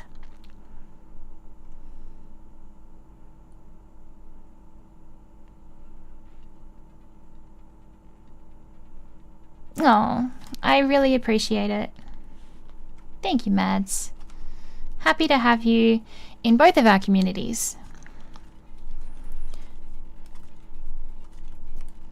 During these discussions, characters will speak one after another without pause. It's up to you to unearth any lies or contradictions buried within their statements. What this means is that you'll have to use your truth bullets to refute what they say. Any relevant truth bullets you've found during your investigation will be loaded into the truth cylinder. Use the mouse to aim, then fire with the left mouse button. Pay close attention to each character's statements and use your truth bullets to blast the right ones. Note that if you run out of time, you will automatically fail, so please be careful. Okay. I'm scared. If you press the escape key during these arguments, you can review the controls. Good luck and have fun. Ooh, don't like the spinnies.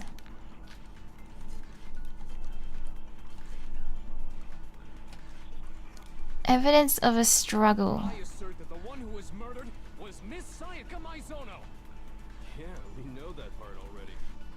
And the murder took place in Makoto's room. In the bathroom. So it seems most likely that the killer must have taken her by surprise while she was in the bathroom. She didn't even have a chance to resist. Huh? There's something off about what you just said. Because if Sayaka hadn't resisted at all, there's no explanation for what happened to my room. For this first debate, we'd like to take a quick sidebar. If you're unable to spot or refute someone's lies or contradictions, the argument will repeat.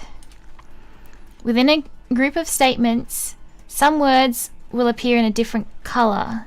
Did you happen to notice? Oh, so we have to aim at the words, not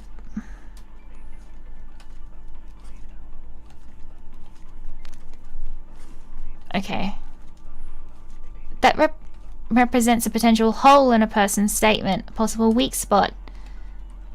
These weak spots reveal information important, though not always inaccurate statements, sections of a person's statement.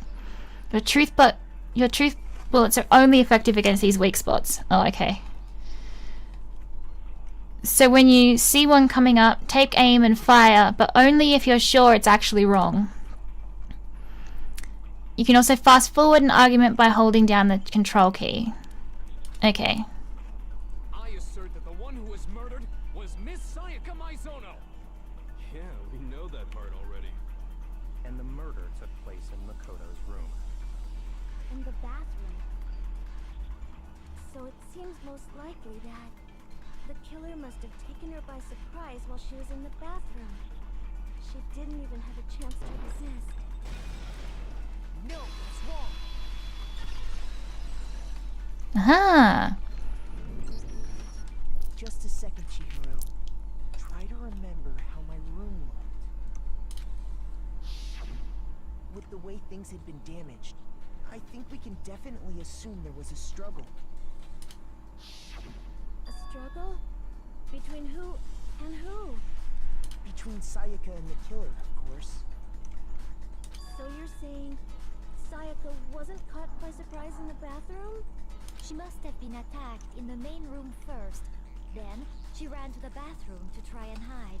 The killer followed her in, and that's where they finished the job. That much should have been obvious after taking one look at the scene. It shouldn't even need explaining. Sorry. Okay, so what's next? Next is the subject of the murder weapon. Wow, this is starting to sound like a real trial. We need to determine what was used to kill Sayaka. Well, that knife?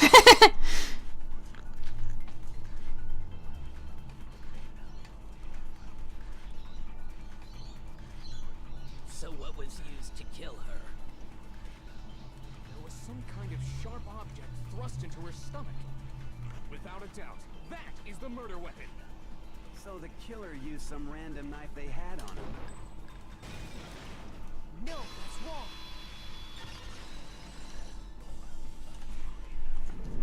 It wasn't random. No. I do think it was a knife, but not just any knife. I'm almost positive it was a kitchen knife. Huh? A kitchen knife? After the murder, we discovered that one of the knives from the kitchen was missing. Which means that knife must be the murder weapon. Oh, yeah. I guess that makes sense. You could sort of see the weapon sticking out of her stomach. And if you look real close, I could totally see that being a kitchen knife. Okay, so the murder weapon was a kitchen knife, but where does that get us? I mean, we all know Makoto killed her, right? That's right. Makoto's room was the scene of the crime. What more proof do you need? Hold on a second. Let's draw our conclusions after we've presented our arguments. Otherwise, what's the point of the trial? Well, we can talk all we want. It's not going to change that conclusion. I don't think that's true at all. I'm sure if we keep at it, something new will reveal itself. You really believe that? She's right. There's got to be a breakthrough somewhere just waiting for us to find it. Because I know damn well I'm not the killer. There's a bit more to learn about non-stop debates. Would you like to hear? Yes. You can concentrate by holding down the space key. While you're concentrating, time will slow down so you can pay closer attention to what everyone's saying.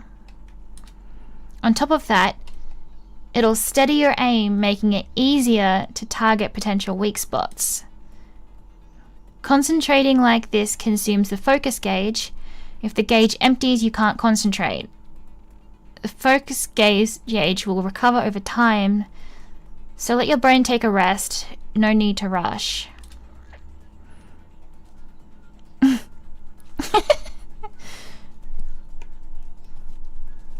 Focus gauge. Well then, good luck and have fun.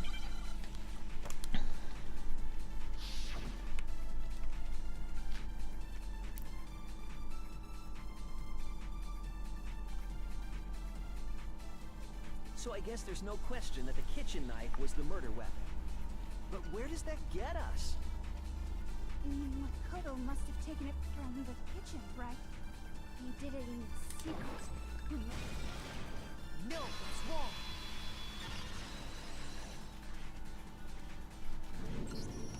Okay, wait. Hold on.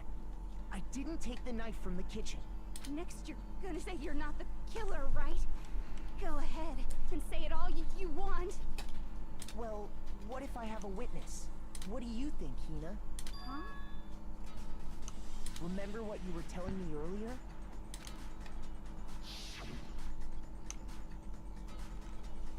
Well, I mean, it doesn't prove that she doesn't... I don't think this really proves that she didn't see him specifically, because she didn't see anyone. I think this is a bit of a weak argument.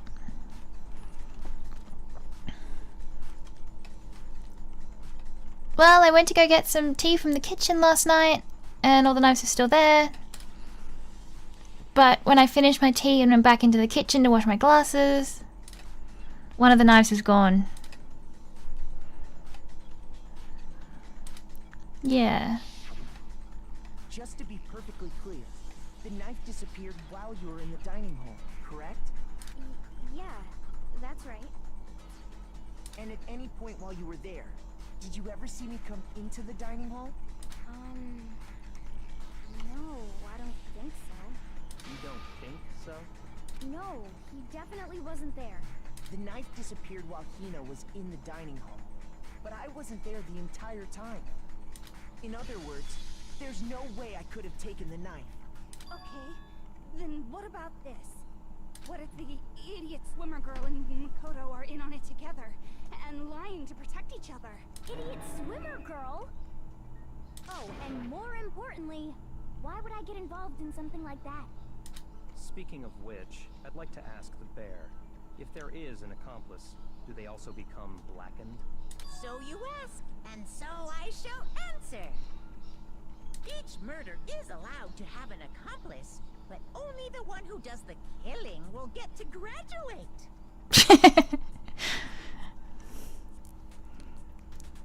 So in other words, two people can work together, but one of them has no chance of profiting from it. Then there's no way anyone would work together, right? But what if they did work together, and they just didn't know about the rule? Good grief! Enough already! No, okay? There are no accomplices in this case!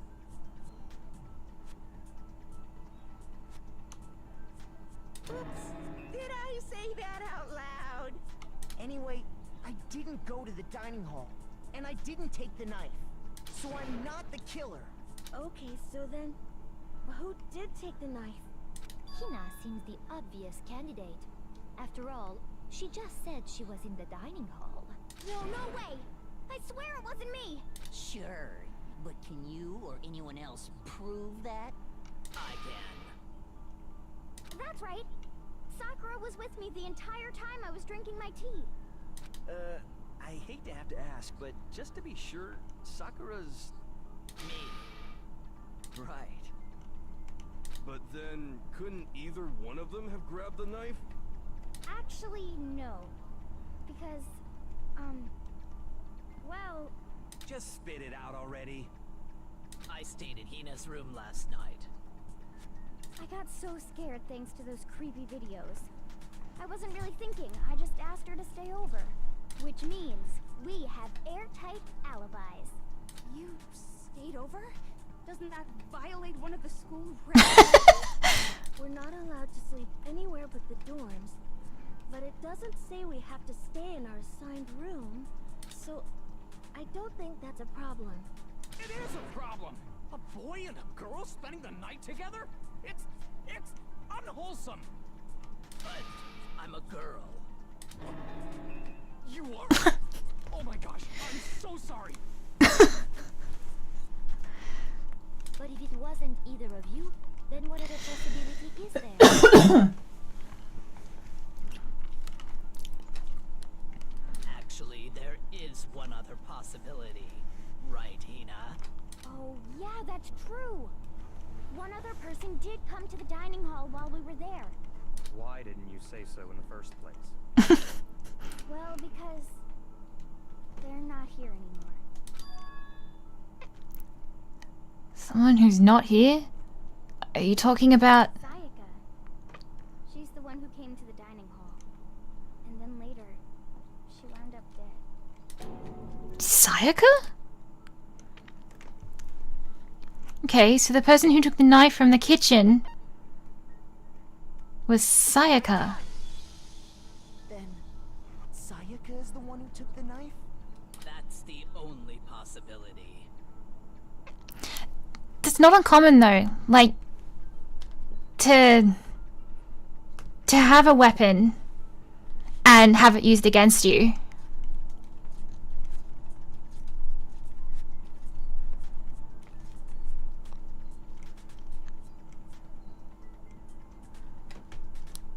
And thinking back on it, she was acting kind of unusual. When she came into the dining hall, she didn't even look at us. She just went straight to the kitchen. As she left, she said she just wanted a drink of water. But most likely... And the person who took the knife was the victim herself.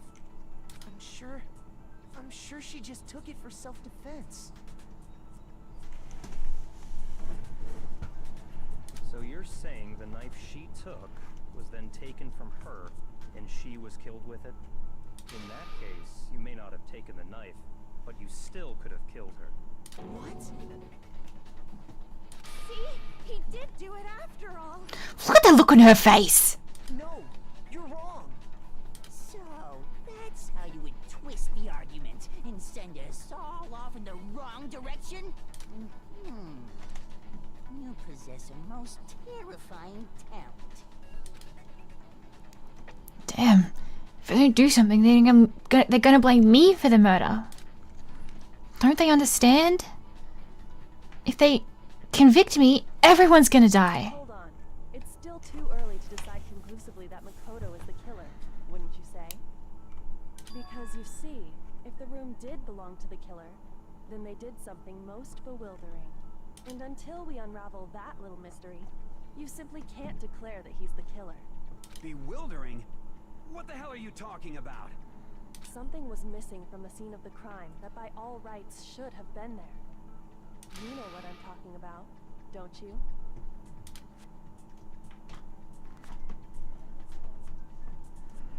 Your first Hangman's Gambit is about to begin. Would you like to hear more? Yes. I don't know what that means. As things advance further in a case trial, the Hangman's Gambit will eventually take place.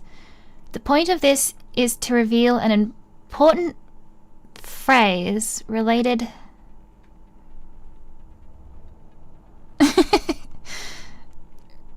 to the incident in question. You'll have to deduce the phrase from the letters fly. Oh no. Oh no. And the letter's already known. Complete the phrase by shooting down the flying letters in the right order. Oh no. Chat, we're gonna die. We're all gonna die. Because I'm gonna fail. And then press the left button to shoot the desired letters. Does the focus gauge work in this?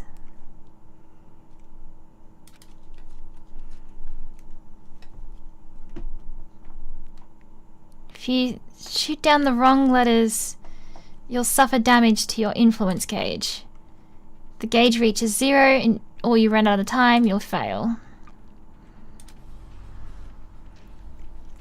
Something that should have been at the scene but wasn't.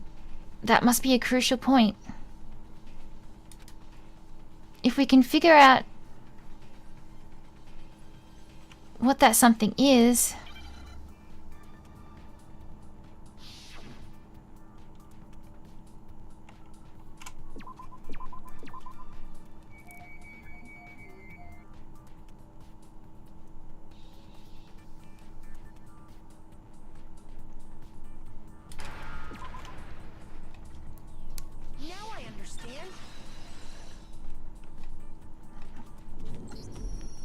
Right. There wasn't a single hair on the floor. Uh-huh.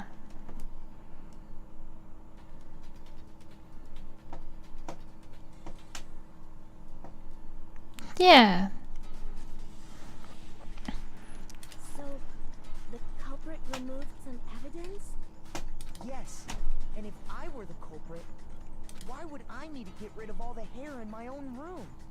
It wouldn't be unusual at all to find my hair at the crime scene if the crime scene is in my room. The reason all the hair was gone was to remove any trace that Sayaka had ever been there. That makes sense, does it not? Well, she was dead in the bathroom, so no. No. If that were the case, they would have had to do something about the body itself, not just her hair. Yes, very true, very true. Okay, then why wasn't there any hair on the ground? The killer got rid of it all, of course, to remove any trace that they had ever been there. Wait, then that means... Precisely. It's simply beyond reason to believe that the room's owner and the killer are one and the same. Then, Makoto isn't the culprit? Are you sure we can decide something so important based solely on the absence of some hair? No.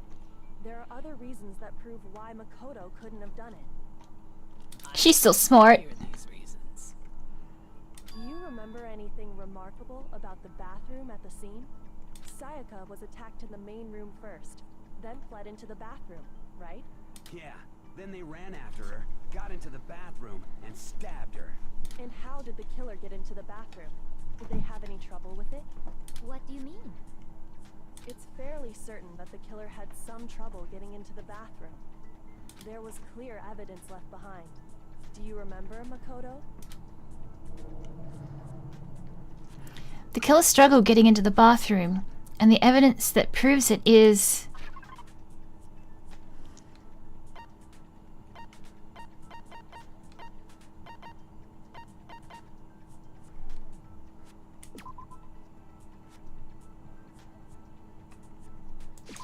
I got it! Evidence that the killer had trouble getting into the bathroom. You're talking about the doorknob, right? Huh? The doorknob? What doorknob? The doorknob for my bathroom. It was completely broken. See how the top part was unscrewed? And the doorknob's about ready to fall off? Oh yeah, true. But what does it mean? In order to bypass the lock, they ended up nearly removing the entire doorknob. This is another most bewildering act for the room's owner. It proves Makoto is beyond suspicion. So what? You're saying he wouldn't break the door in his own room?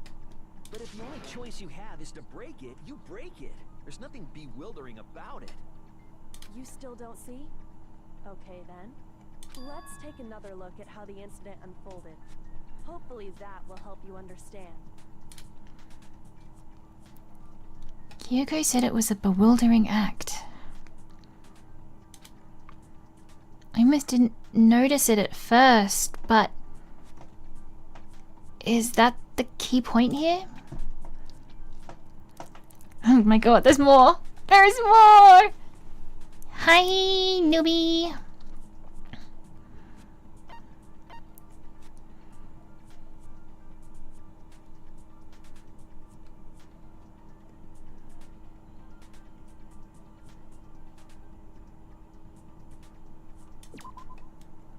From here on out, the number of weak spots will start going up. But no matter how many weak spots, there's essentially only one lie or contradiction in that debate. What I am trying to say is that not all weak spots you see are necessarily false. Truth bullet on the wrong one, not only will you fail to refute what they said, but you'll also lower your trust with everyone and your influence gauge will take damage. Now this is important because if your influence gauge reaches 0, you fail. You'll have to rely on your own logic. Oh, I have none of that. I have a debuff to logic, which weakens spots that are actually lies or contradictions.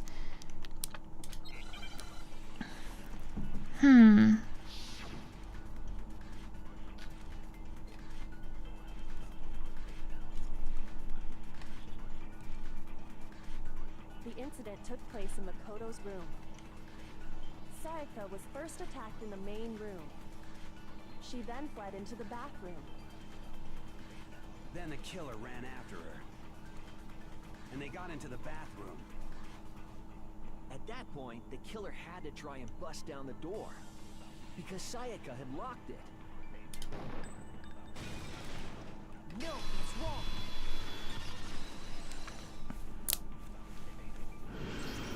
Boys' room, don't look. The bathroom didn't open, it wasn't because it was locked. After all, the girls' rooms are the only ones with locking bathrooms, right?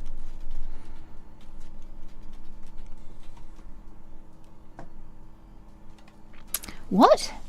Bees aren't supposed to fly, but they don't know, so they do. What? Yes, now that you mention it, that is true. Then why didn't your bathroom door open? Because it was stuck. Huh? What are you talking about? My bathroom door doesn't fit in the frame quite right. Monokuma over there can testify to that. Yup, true as true can be. But you know, you're supposed to be the ultimate lucky student, right? But to have such a cruddy door. That's not lucky at all. So the reason the door didn't open was just because it was stuck. But the killer didn't know that and assumed it was locked. So they tore apart the doorknob to get in. Okay, but then why would the killer even think the door was locked in the first place? Everyone should have known you can't lock any of the boys' bathrooms. The killer could easily make that mistake, thanks to one important detail about the scene of the crime. The nameplates. So they didn't know that the door couldn't be locked. In other words, the important detail they didn't know was that the crime took place in his room. The killer must not have realized that it was my room. What? Are you saying the culprit didn't even know where he was? That's inconceivable. And yet, he's absolutely right. Say what? Say what? Well, to be more specific, what the killer didn't know was that Makoto and Sayaka had switched rooms. Which is what led to the misunderstanding about the bathroom. If Sayaka had been in her own room, then there would have been a lock on the door, and they would have had to break through. So they had no idea how unnecessary their actions were. ultimately, we can't know if it came open by force or simply by accident. But the killer must have been considerably confused, with no idea how they actually got the door opened. Regardless, it was a pointless act. Wasting time trying to break down a door that wasn't locked is... definitely something I wouldn't do, since I would have known exactly why it wasn't opening. That is a definite possibility. So the killer would have to be someone who didn't know they'd switched rooms? Then Makoto couldn't have done it. That's what I've been trying to tell you. Okay, then who did do it? I'm sorry, but I give up. Quit without saving. But what happens if we can't decide on who we think did it? Well, why don't we just vote right now? Majority rules. Majority rules? You really think that's a good idea? Yeah, our necks are on the line here. Someone seriously needs to do something. For serious. For serious? No one have any other thoughts or questions? It does not matter how trivial they may seem. Oh, as a matter of fact, I do have one question. Oh, you. Oh, you. You gotta sound so disappointed. It's fine, it's fine. Just ask your question. Oh yeah. Okay, so, well, I was just wondering, how did the culprit get into Makoto's room in the first place? Yes. How did the killer get inside? Maybe Sayaka just dropped the key somewhere and the culprit picked it up. That's possible, right? I don't think so. That seems way too convenient. Then, maybe someone picked the lock? Negative! If you remember, Monokuma made it quite clear that the locks are all unpickable. Fine. How about this? The killer got in the easy way. They could have knocked and said they wanted to talk or something, and Ms. Maizono just let him in. No, that can't be it either.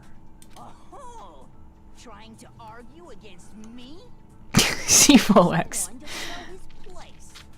Hello? Why exactly can't that be it? Because she asked me to do something in particular because of how frightened she was. That's the answer right there. There's no way Sayaka let someone in because...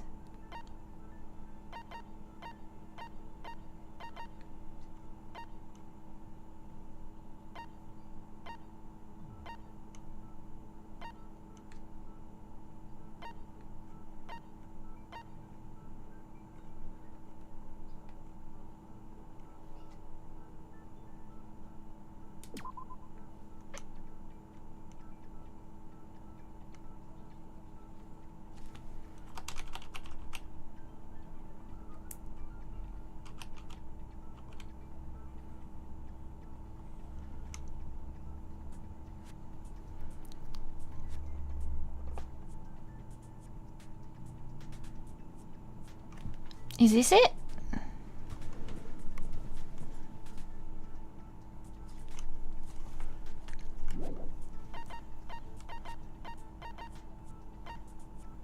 Has to be that, right?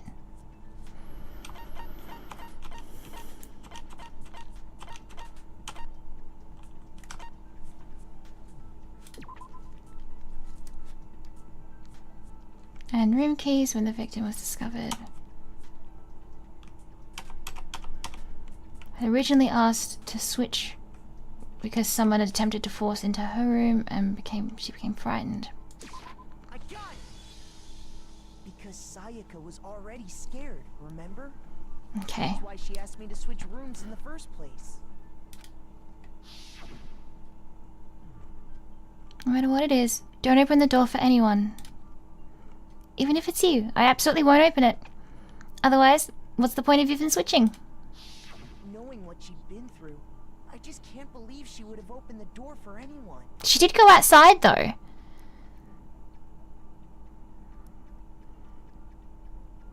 She went and got that knife. But was that before they switched? Did she have the knife on her when she came?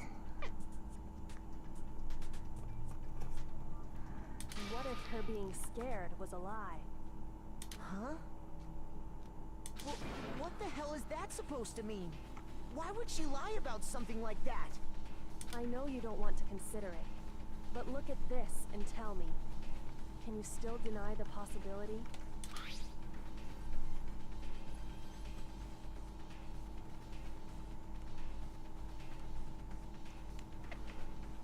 There's something I want to talk to you about. Just us two. In 5 minutes, come see me in my room. Check the nameplates to make sure you don't get the wrong room, okay?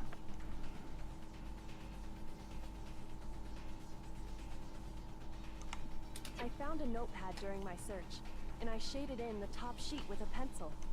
And these are the words that appeared. Oh man! I've totally seen people do that on detective shows.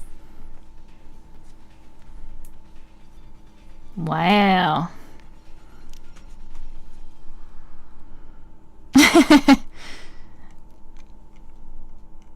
When you write, it can leave an imprint. Sketch over the next sheet of paper, and you can see the words. When I saw that, I was like, holy crap!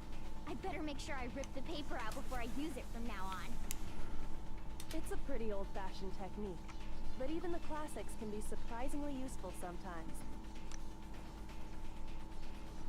Oh, and I should also mention, I found the notepad on the desk in Makoto's room. Huh? Which means, only someone who had been in Makoto's room before the incident could have written it.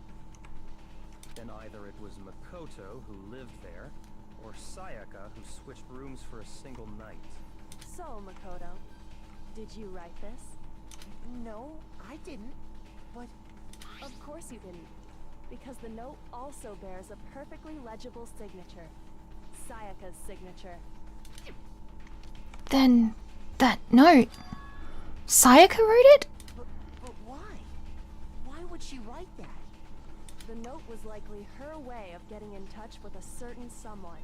She must have slid it under their door to let them know she wanted to meet with them in secret. If you got an invitation like that from the ultimate pop sensation, what young man could resist? Of course, I'm only into 2D, so it wouldn't have any effect on me. Mm-hmm. Right. Can we be sure anyone even got this note? And honestly, even if they did, I do not think they are at all involved in what happened. Huh? What makes you say that? He for me makes everything weird. Would you like to hear what I have to say? Yes. Very well then. Pay attention.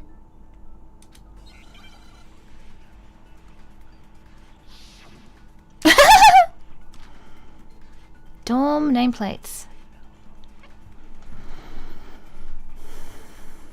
Sayaka and Makoto switched rooms, correct? But in the note, the place they were asked to come to, it specifically says, my room. I see. So if someone read that note, then they would have gone to Sayaka's room. Exactly. The room that Makoto was staying in. So in other words, even if someone did read the Oh, note did I miss? and did what it said, I missed. they would not have any connection to what happened. Oopsies. It seemed that way.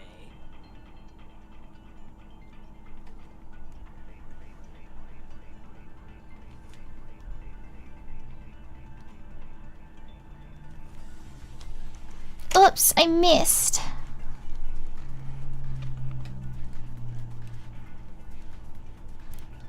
The killer went to my room and says Sayaka's, and the reason for that is...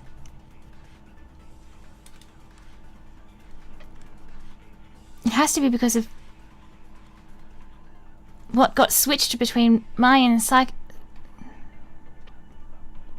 Sayaka's rooms. Sayaka and Makoto switched rooms, correct? Oh, okay. I missed, so I get to... The place they were asked to come to, it specifically says my room. I see. So if someone read that note, then they would have gone to Sayaka's room. Exactly. The room that Makoto... No, that's wrong. There we go. The nameplates on Mai and Sayaka's rooms got switched. They got switched? That's right. The nameplates got switched, just like the rooms themselves. As a result, the nameplate on Sayaka's room actually had Makoto's name. And the nameplate on Makoto's room had Sayaka's. So what you're saying is, the room Sayaka was staying in was actually marked as her room.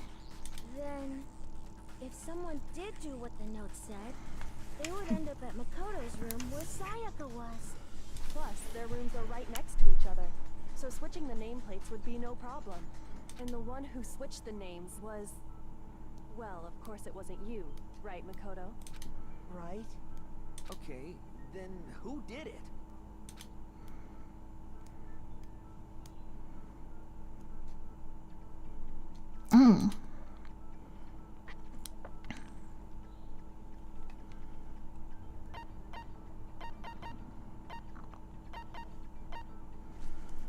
The only person who knew we had switched rooms. She's getting kind of sus. I got it! Me and Sayaka were the only ones who ever knew about us switching rooms. So the only other person besides me who would even know to switch the nameplates was Sayaka. You can also infer as much from her note.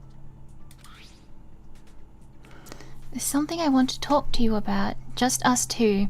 In 5 minutes, come see me in my room. check the nameplates to make sure you don't get the wrong room, okay? She specifically tells the reader to check the nameplate. She would only have written that if she knew the nameplates had been switched. But why would she switch them in the first place? She wanted someone to come to the room she was in, and also hide the fact that it was Makoto's room. What? Inviting someone to your room, but not telling them you'd switched rooms. Why would anyone do that? To understand that, we first need to understand what happened after she invited the person into the room. That's where the answer lies. What happened then was probably whoever she invited over came in and attacked her. We figured it out. We know who did it. Whoever she invited over is the culprit. Yeah, but who did she invite over, idiot? Still don't know who it is, you goddamn idiot. Mondo. He's right on it. What with your killer there in the room, yes? Perhaps the answer to our previous question lies in that initial struggle. Yes, I think you're right. Then... we just have to figure out what happened during the fight, right? That reminds me. There was a replica sword at the murder scene. Was that perhaps used during the fight? Oh yeah. What's the deal with that sword? Sayaka suggested I should hold on to it. I thought it might come in handy if I had to defend myself. It seems pretty likely that the killer used it to break Sayaka's right wrist. How the hell could you possibly know that's what broke her wrist?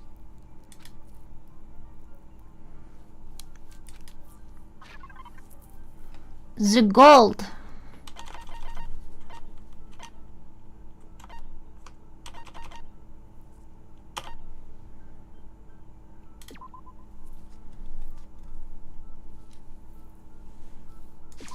I got it! All you have to do is take a good look at her broken wrist, and it should become pretty clear.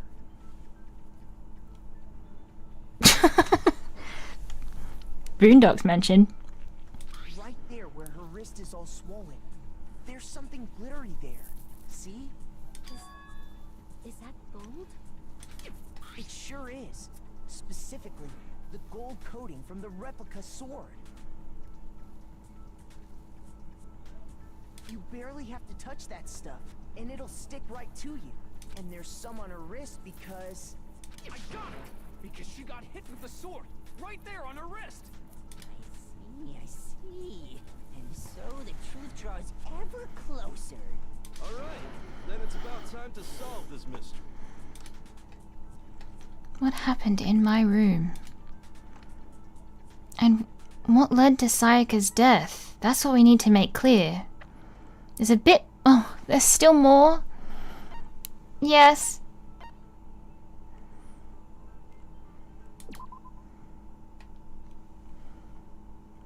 Getting used to them? No, not at all.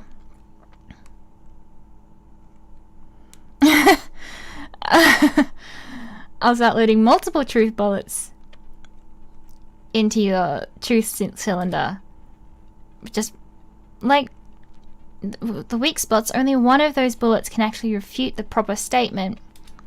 In other words, from here on out, you'll have to combine the right truth bullets with the right weak spot. Oh no, now we've got multiple things to do? Oh no. To refute each statement. If you come up with the wrong combination, you'll take damage to your influence gauge. You can press Q to rotate the cylinder and choose which bullet to fire.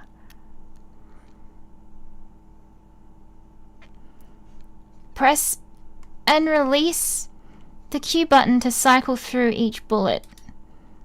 Or you can use... no, I can't use the mouse wheel. My mouse wheel doesn't work.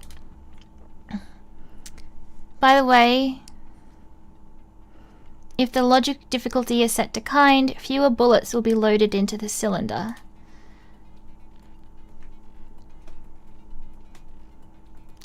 Excuse you? For our purposes this time, the logic difficulty will be set to mean... well, what? That's not very nice.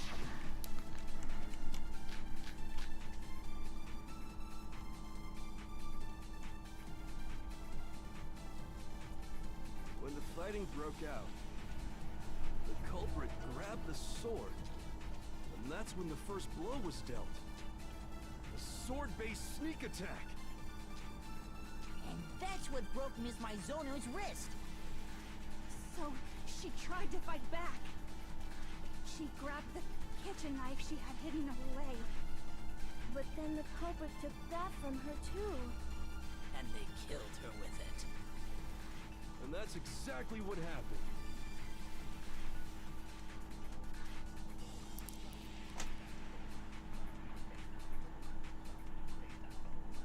The person with the sword really did attack first. There's no explanation for how a certain part of the sword got damaged. When the fighting broke out, the culprit grabbed the sword, and that's when the first blow was dealt. A sword-based sneak attack. Oh. No, it's wrong. Was that wrong? Actually, no. I don't think the fight started with the sword. Why not? Because the sword's sheath had been scratched. See? There's a gash in it. Like someone cut into it with something sharp. Something sharp? You mean like the kitchen knife? That was the only sharp thing found at the scene. Stop jumping ahead. Slow down and explain it so I get what the hell's going on. Mundo, my dummy. First, there wouldn't be any explanation for the scratch on the sheath. If you were going to attack with the sword, you'd take it out of the sheath first, right? That's true. With the sheath on, it'd be heavy and bulky and useless as shit. Okay, so how did the sheath get damaged? If they got attacked with the kitchen knife, maybe they grabbed the sword as a defensive impulse. In that situation, there wouldn't be any time to actually unsheath the sword. So you're saying the sword was initially used to defend against an attack from the knife? Which means whoever had the kitchen knife was the one who attacked first. I think I get it. So here's how it all played out. The culprit came in, found the kitchen knife hidden there somewhere. No. Then they took the knife and attacked Sayaka before she knew what was happening. So she I grabbed the sword disagree. to defend herself. But then the culprit took that from her too. Then, after they broke her wrist with the sword, they took the knife and finished it. Sorry, but I don't think Sayaka used the sword to defend herself. I think she had the knife and attacked whoever came in, and they grabbed the sword, didn't have time to unsheath it, blocked the knife. What? How the hell can you not think that? Because she never held the sword at all. There's a certain part of her body that makes this clear. Her hands.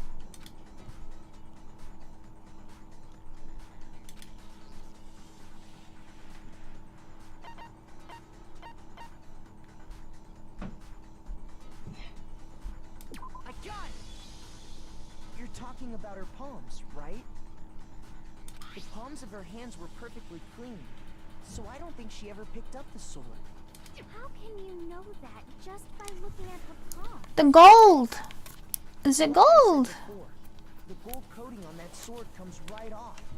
All you have to do is touch it. In fact, if you look, you'll notice that a lot of the gold has already come off the handle. It's safe to assume that's because whoever used the sword got some of it on their hands.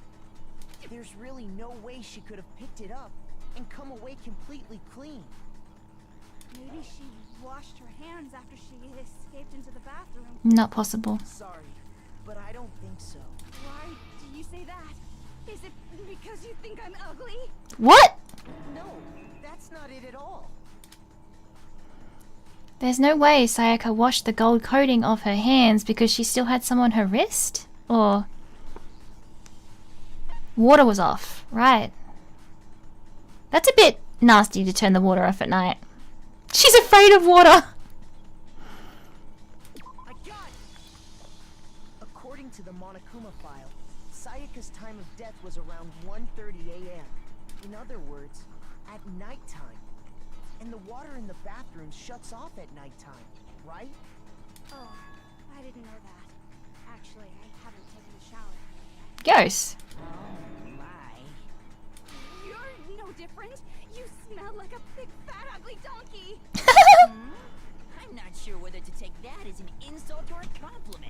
How, in what way is that a compliment? Insult, obviously. So anyway, if Sayaka never touched the sword, then that means the killer is the only one who used the sword. But hold on. If that's right, then the one who damaged the sheath with the kitchen knife was...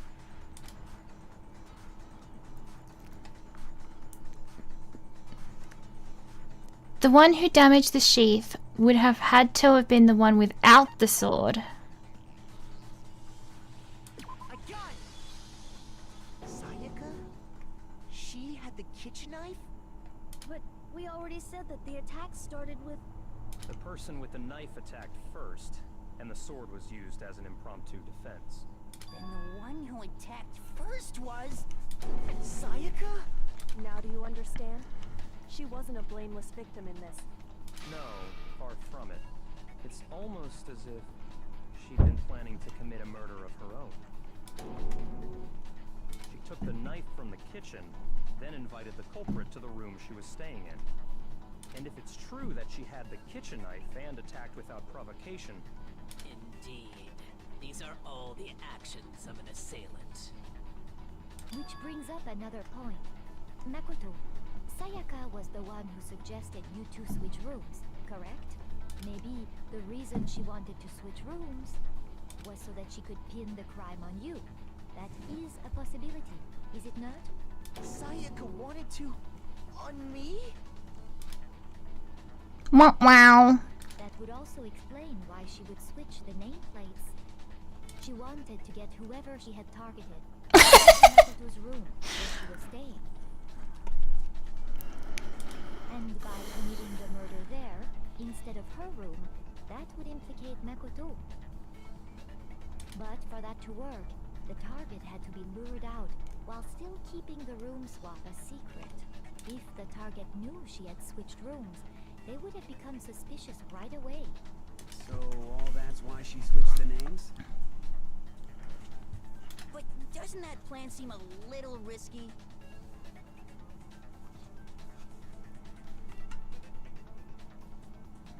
For one thing, even if her plan worked, Mr. Naegi would just tell everyone they'd switched rooms.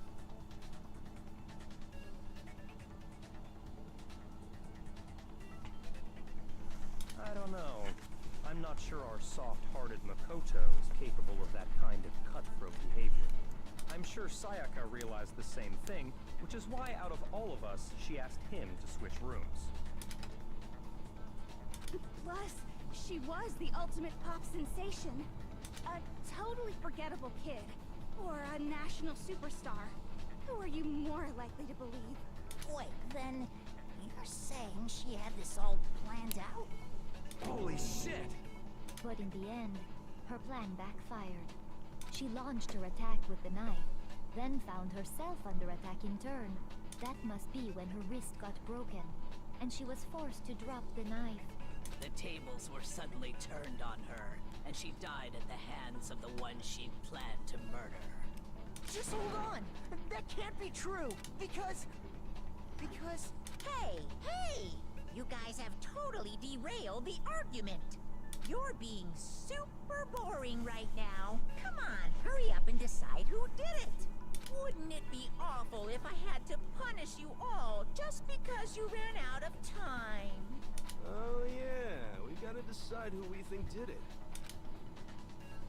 Makoto, right now you just need to concentrate on figuring out the answer to this mystery. If we can't uncover who murdered Sayaka, it's over for all of us.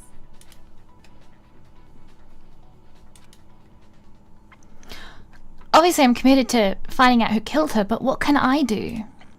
I mean, as far as clues go, there's nothing left. Not true.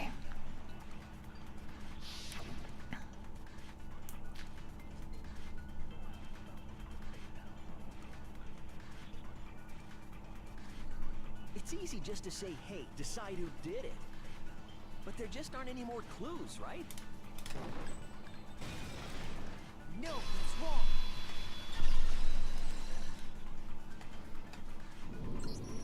There still might be one clue left. Sayaka's dying message. Dining? Wait, what did you say? The dying message. She wrote something on the wall behind her, remember? 11037. Written in her own blood. There must be a clue about the killer hidden in there. Well, before we get too far into that, I need to ask, can we really be sure that Sayaka is the one who wrote it?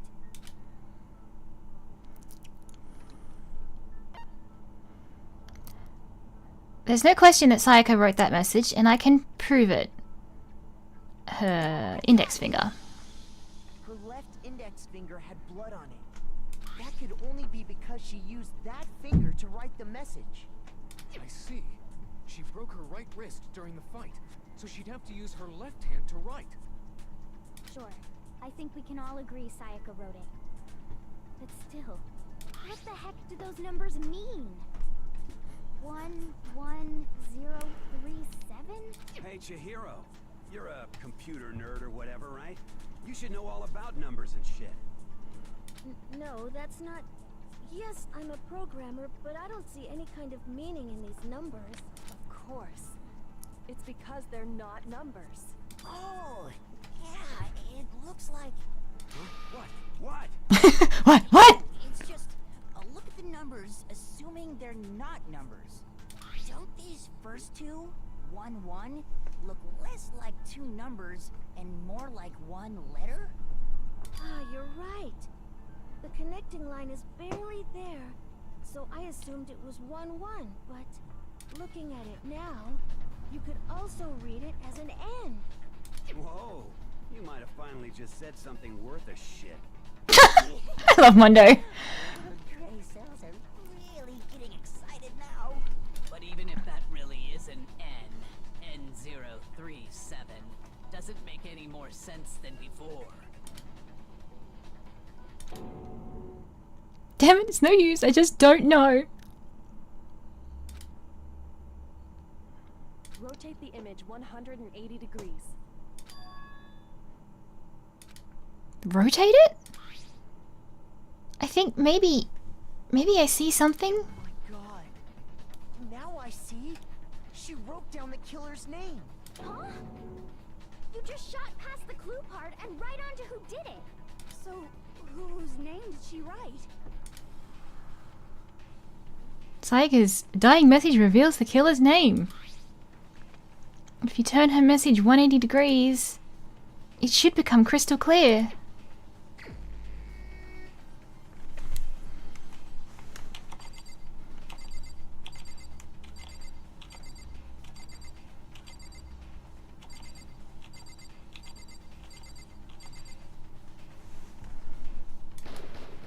Here's my answer.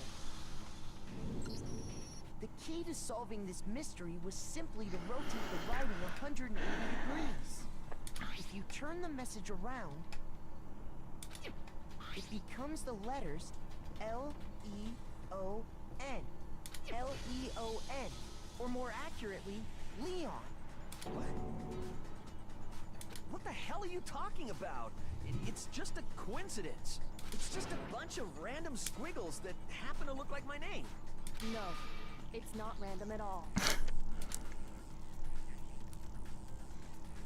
She wrote that message on the wall behind her as she was leaning up against it. In that position, she couldn't move to write normally, and had to write upside down, as it were.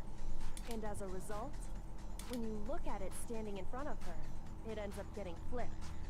Try it for yourself if you want. Write something sitting like her, and the letters will be inverted.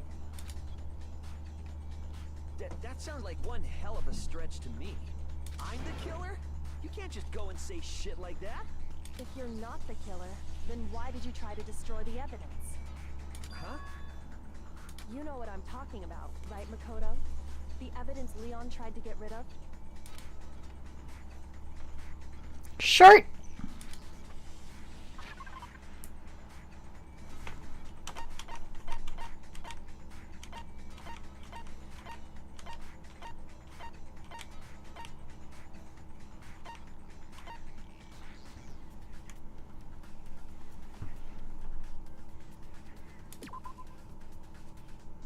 But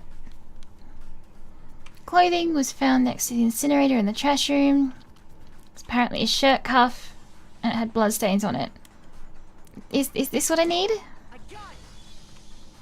You mean the burnt shirt piece I found laying on the ground by the incinerator, right? As the killer stabbed Sayaka, they must have gotten some of her blood on them. And to dispose of the shirt covered in the victim's blood, they threw it into the incinerator. But one piece burned off and got left behind. What confuses me though is it's not the kind of shirt you ever see him wearing. Unless, I guess, it was like a night shirt that, you know, he went out in his pajamas or something. And the killer didn't notice. If they had, they most certainly would have panicked. Isn't that right, Leon? But is one scrap of fabric enough to conclude that Leon is guilty? Yeah, I mean, Leon's not the only one wearing a white button-up. That's right. There are plenty of other people here with shirts like mine. Does it just... One little charred piece. There's no way you can say for sure who it belongs to. Is it just the art that looks different? You're right. That alone isn't enough. But there are some other points that may reveal the truth. Are you finally starting to understand? The answers to all the riddles are right here. Yeah, I think so. The burnt remains of the button-up shirt, which the killer wasn't able to get rid of. There's something about it we need to pay attention to in order to figure out who's responsible.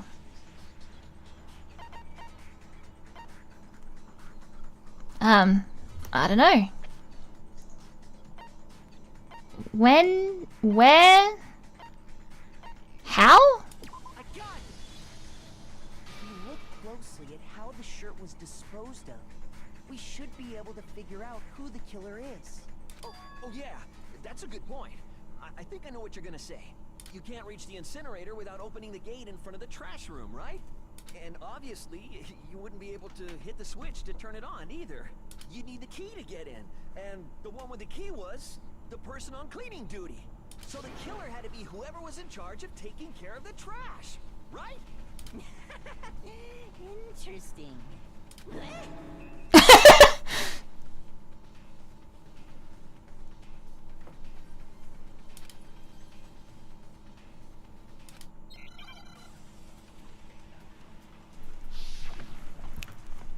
Uh-oh. Okay, shattered crystal ball. The key to the trash room. Whoever was on cleaning duty must have had it, right? So the only one who could get to the incinerator was the person in charge of the trash?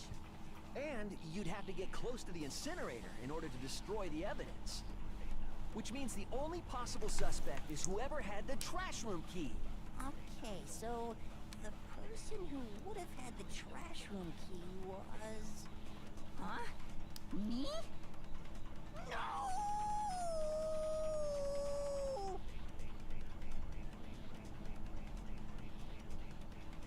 Oh.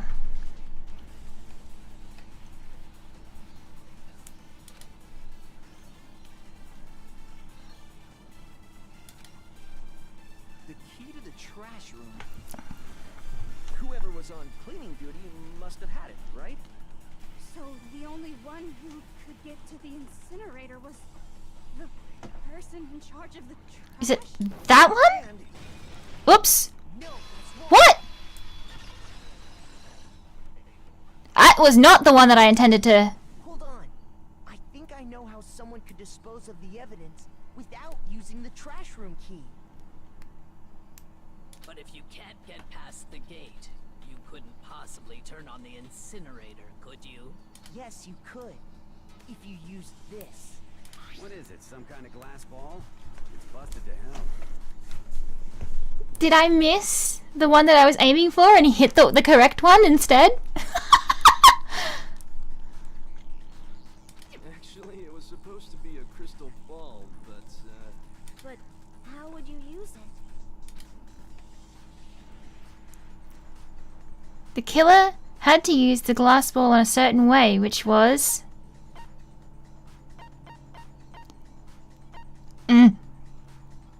Throw it. I got it! The killer simply took incinerator switch and threw the ball through a gap in the gate. All they had to do was hit that switch, and the incinerator would come to life. Someone through a gap in the gate? Remember what you said before, Hifumi?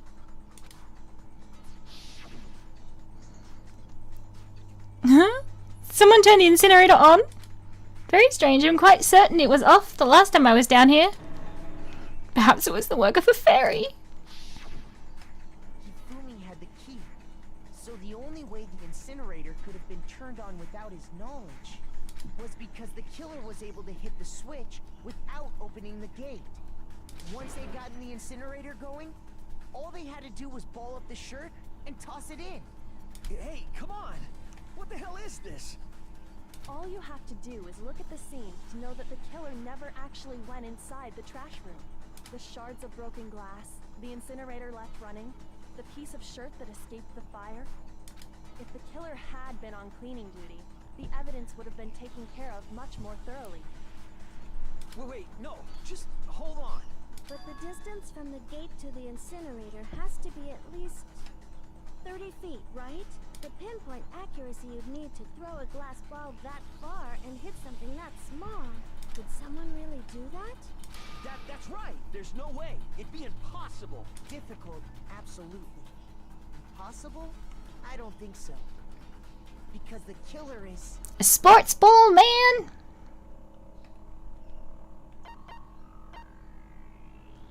The ultimate baseball star. Because the killer is the ultimate baseball star. Isn't that right, Leon? Do you have any idea how stupid you sound right now? A target 30 feet away would surely be little challenge for the ultimate baseball star. You can't be serious. I'm not the killer! These goddamn Shepherd Braves have got it all wrong, I'm telling you! You still won't admit it? Okay then. Makoto, go ahead and review the incident one more time to make his crime perfectly clear. And with that, we can end this. Listen to me! What the hell do you mean, end this? Say what you want, Leon. But all the questions have been answered, and the truth has been revealed. Now here's what happened. The closing argument is about to begin. Would you like to hear more? Yes. Every case has one last element to bring the class trial to an end. This is the closing argument. In this phase, you'll give a complete summary of the case. You'll have to produce the flow of events for the case in the form of a comic book. However, you'll notice that in the comic there are a number of pieces missing. It's up to you to complete the comic using the provided truth panels. If you take aim at a missing section and press the left mouse button, holy cow, you'll get a hint that might lead to a breakthrough. Well then, good luck and have fun. Oh my goodness.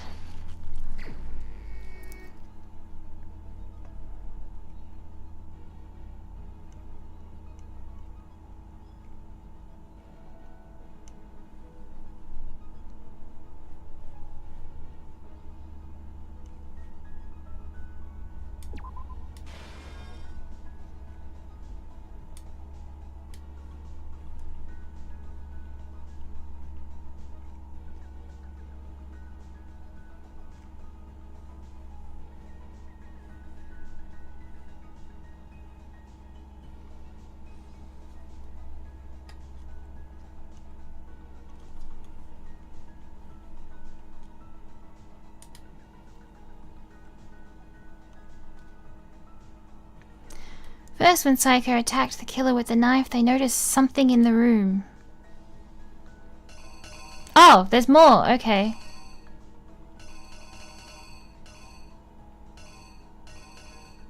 Oh.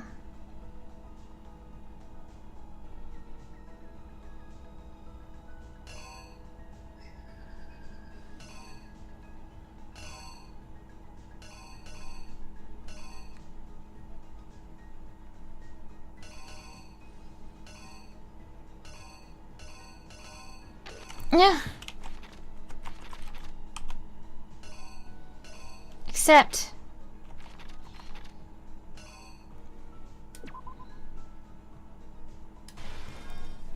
I can't scroll properly.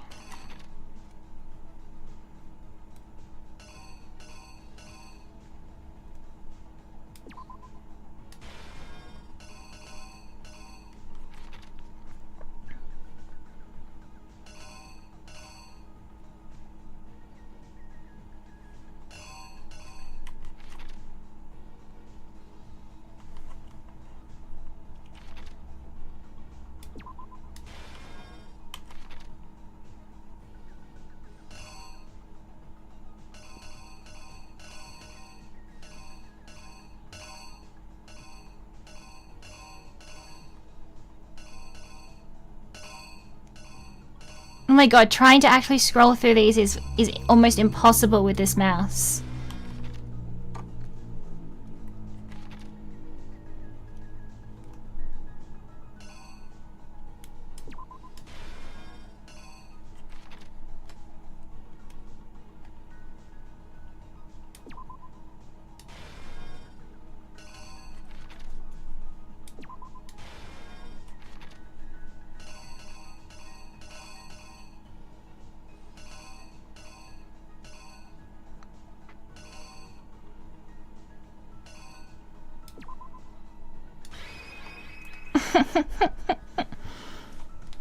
I really need... God, I'm so mad about the fact that both of these both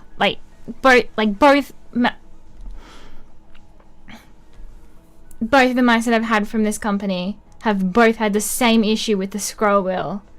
It is just infuriating.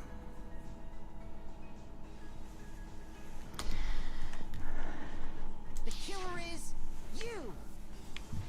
I think I'd better take one more look back at the case from the beginning.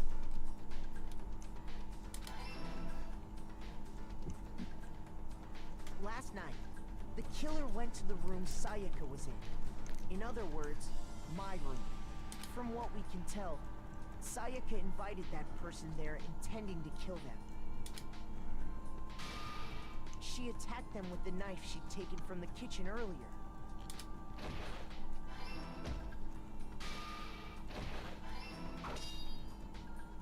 But then something happened that she wasn't prepared for. They grabbed the fake sword I'd put in my room and fought back. During the struggle, a strike from the sword broke Sayaka's right wrist. And that's when she lost her grip on the kitchen knife. Finding herself cornered, Sayaka panicked and ran into the bathroom. The killer went after her, but couldn't get the bathroom door open. What they didn't know was that my bathroom door got stuck easily, and there was a trick to opening it. Yeah, the comic book art is cool. Because I told her, but of course the killer had no way of knowing.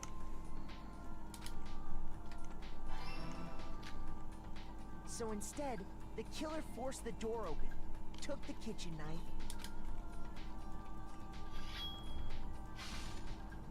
and stabbed Sayaka.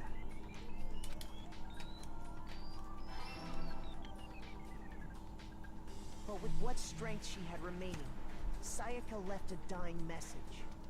To keep the killer from noticing, she wrote it on the wall behind her. And with that, all her strength was gone. With Sayaka dead, the killer quickly began destroying the evidence. First, they took off their shirt, which was covered in their victim's blood. Then they took the lint roller in my room and cleaned up the entire area. They wanted to make sure they got rid of any trace they'd ever been there. Afterwards, the killer headed to the trash room to destroy their bloody shirt. They tried to burn the shirt using the incinerator there, but the trash room was blocked off by an especially sturdy gate, preventing access to the incinerator. So they came up with a plan to use Hero's crystal ball, which he left in the laundry room. The killer managed to throw the ball through the gap in the gate and hit the incinerator switch. For any normal person, that'd be an impossible throw. But the killer had the confidence to take a shot. And that's because the killer was the ultimate baseball star.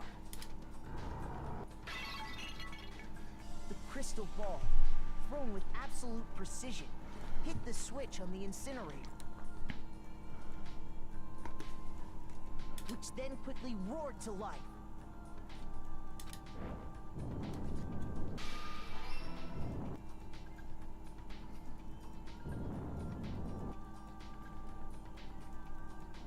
Having destroyed the final piece of evidence, they left the area with, I imagine, a sigh of relief.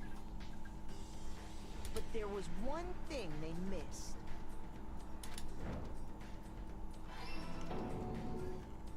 Part of the shirt they'd thrown into the fire burnt away and fell out of the incinerator. The killer didn't notice this, and so left behind a piece of indisputable evidence.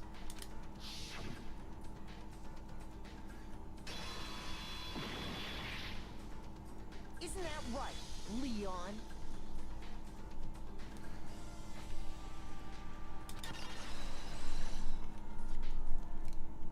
It would appear that Hero simply forgot his crystal ball in the laundry room. You went there to try and wash the blood out of your shirt, and that's where you saw it, right? Seeing the ball, you thought of a way to take care of everything. So, Leon, do you object to anything that's been said? Do I object? Hell yes, I object! Of course I do! I object! I object! I object! I mean, all of this is just a bunch of stupid theories! You need evidence! Where's the evidence? Without evidence, it's all bullshit! It's bullshit and I refuse to acknowledge it! Well then, I guess this is as good a time as any to present the evidence that proves you did it. Makoto, I believe you're in possession of that evidence? I have the evidence?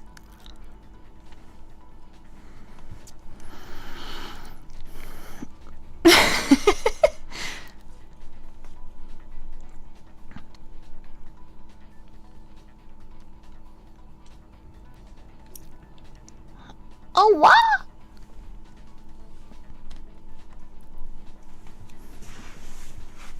Oh. Thank you, Gabby.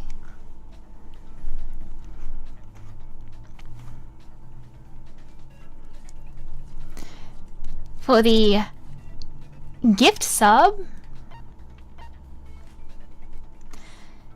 Your first bullet time battle is about to begin. What does that mean? Yes, tell me. Tell me what that means. Oh my goodness. Oh, it's a rhythm game now. Sometimes during a class trial, your opponent simply won't want to hear what you have to say. When this happens, you will engage them in a head-to-head battle. We like to refer to this as bullet time battle, aka the BTB BTW. During the BTB, you want to destroy your opponent's statement in time with the rhythm. Oh my goodness, it is a rhythm game. Match your button presses with each tempo marker as they move across the screen to reach the center.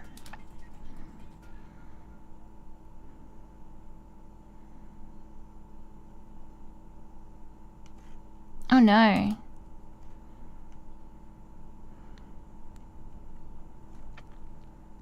Press the right mouse button to lock on to an opponent's statement.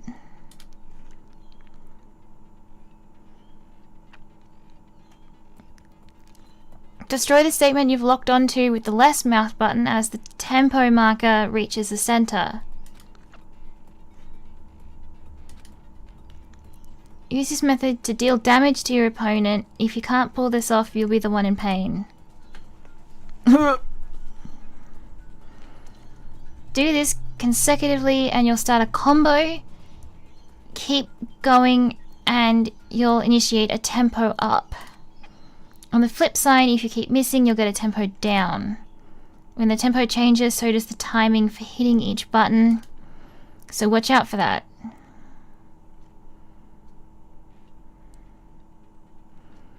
Deal enough damage to your opponent and their weak spot statement will appear. At that point, you can press the left mouse button to shoot it down with a truth bullet like any other statement. Refute their statement fast enough and you'll come out victorious. But just like before, if your influence gauge reaches 0 or you run out of time, you fail. When the killer removed the screws from the doorknob, they didn't use anything from your room to do it. Instead, they must have used something that belonged to them. They use something to remove of their own to remove the screws. I refuse to acknowledge you. You're stupid. Stupid, stupid, stupid. Okay. Stupid, stupid, stupid, stupid, stupid, stupid. Well, that's a very innocent sounding thing.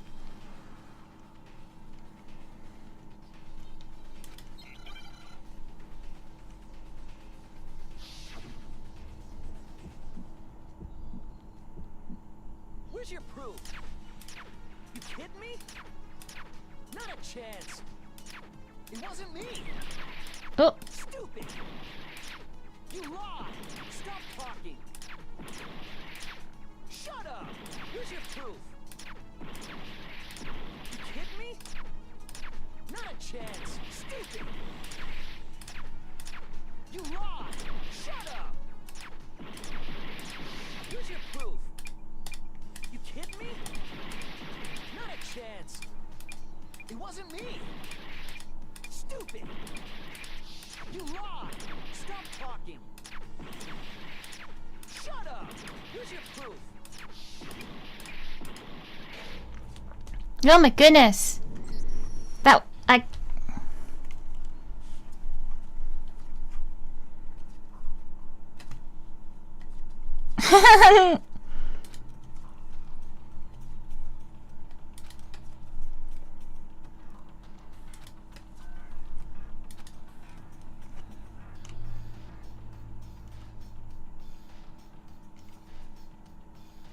What?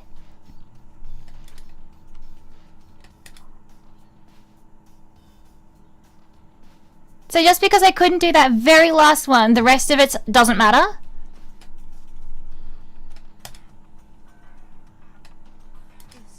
Is this really the end for all of us? God damn it. I refuse to give up yet.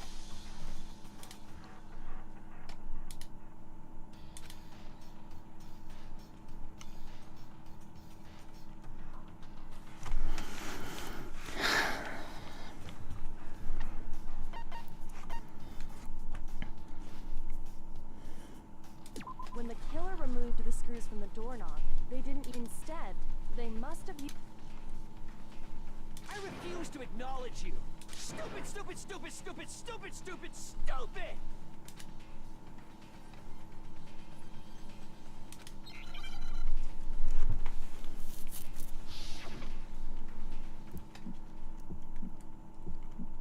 Where's your proof? You kidding me? Not a chance. It wasn't me. Stupid. You lied. Stop talking. Shut up. Where's your proof? You kidding me? Not a chance. You lied. Shut up. Where's your proof? You kidding me? Not a chance. It wasn't me. Stupid. You lied. Stop talking. Shut up. Where's your proof? You kidding me? Not a chance. You lied. Shut up.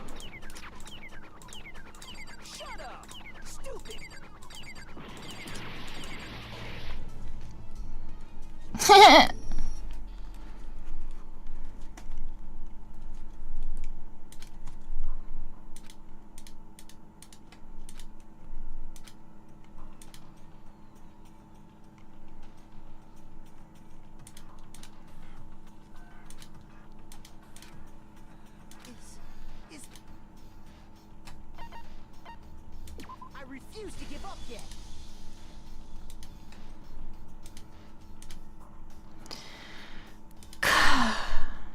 When the killer removed instead. I refuse to acknowledge you. Stupid, stupid, stupid.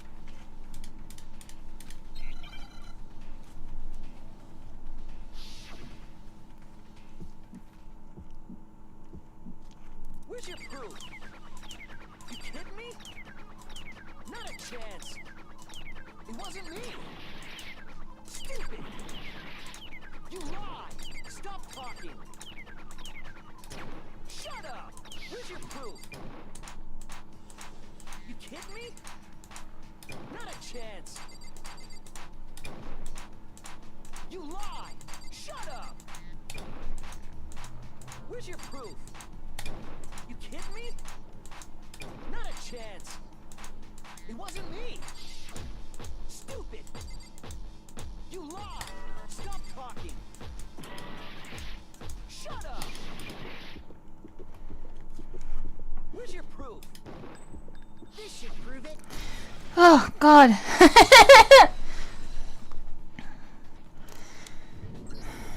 The screws on the bathroom doorknob were removed.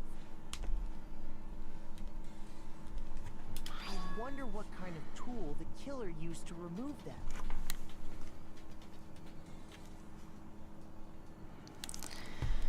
I mean, it had to be a screwdriver, right?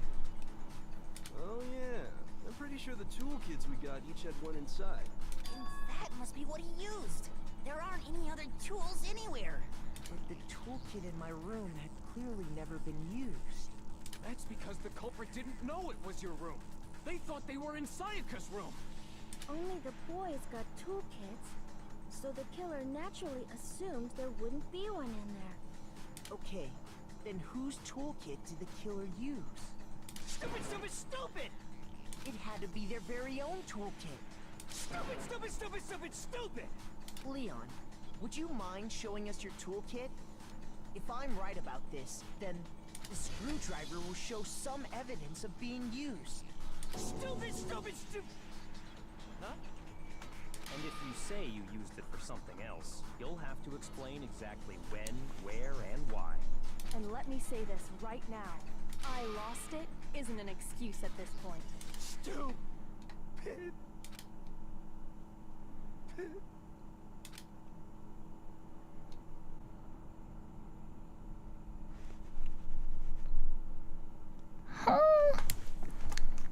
No. Come on.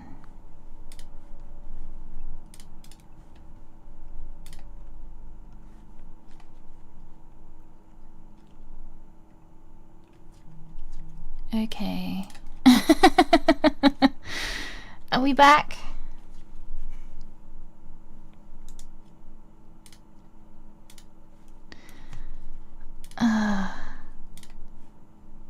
This is pain. Okay, so I died again. Over Twitch. That. Why is that on? Okay, it looks like. Looks like I am back. I had a disconnection. I'm not having much luck lately with the staying connected. It's been getting to about that 3-hour mark, and then the internet's been like, actually, bye-bye. No.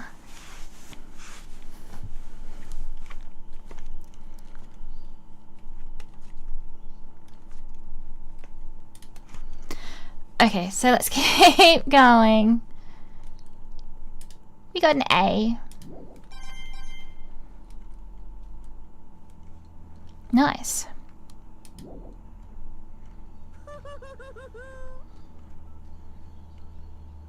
Looks like you've reached your verdict. Then are we ready to cast our votes?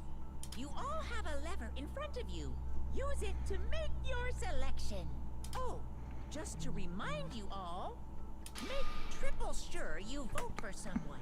You wouldn't want to be punished for something so minor, right?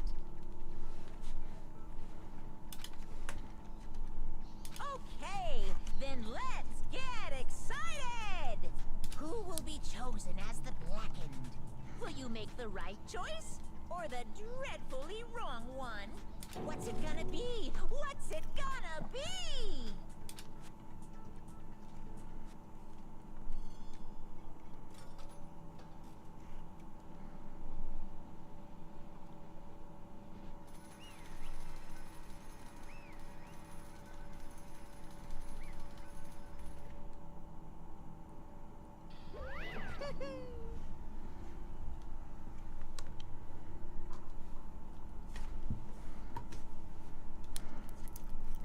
Looks like you got it right on the money. The blackened in this case, the one that killed Sayaka, was none other than Leon Kuwata. Kuwata? Huh? Hey, hold on. Hold on a second. Leon, did you really kill Sayaka? I mean, okay, to be fair, she tried to kill him first. I don't believe it. You son of a bitch. What the hell is wrong with you? I didn't have a choice. It was kill or be killed. So that's why. Why, I killed her first. None of you are any different. One wrong step and you'd be the one standing here. I wonder why she picked him. And I did say that that there was something about her, the way that she was treating Makoto, what seemed very manipulative.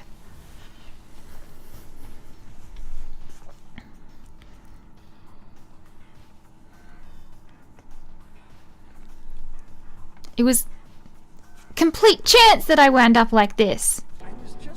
It was just unlucky. That's all. Hey, come on! You expect me to just accept my death? Everything's become clear. The decision we made was right after all. But when I think about that, honestly, I'd be better off if we'd been wrong. Because if what we came up with really is the truth, then the truth is that Sayaka was trying to frame me. But even if that's true, I can't say she was wrong. After all, the mastermind, it's all because of that video.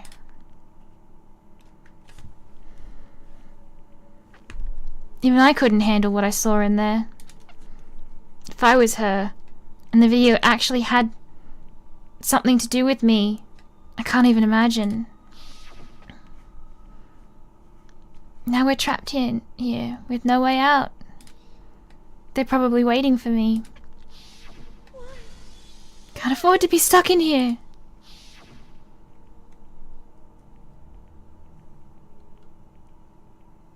The one thing that was more important to her than anything else, her dreams, her friends, to have to see something like that happen to them. And Sayaka, I did whatever it took to reach that dream. I mean it. Even some things that weren't so pleasant.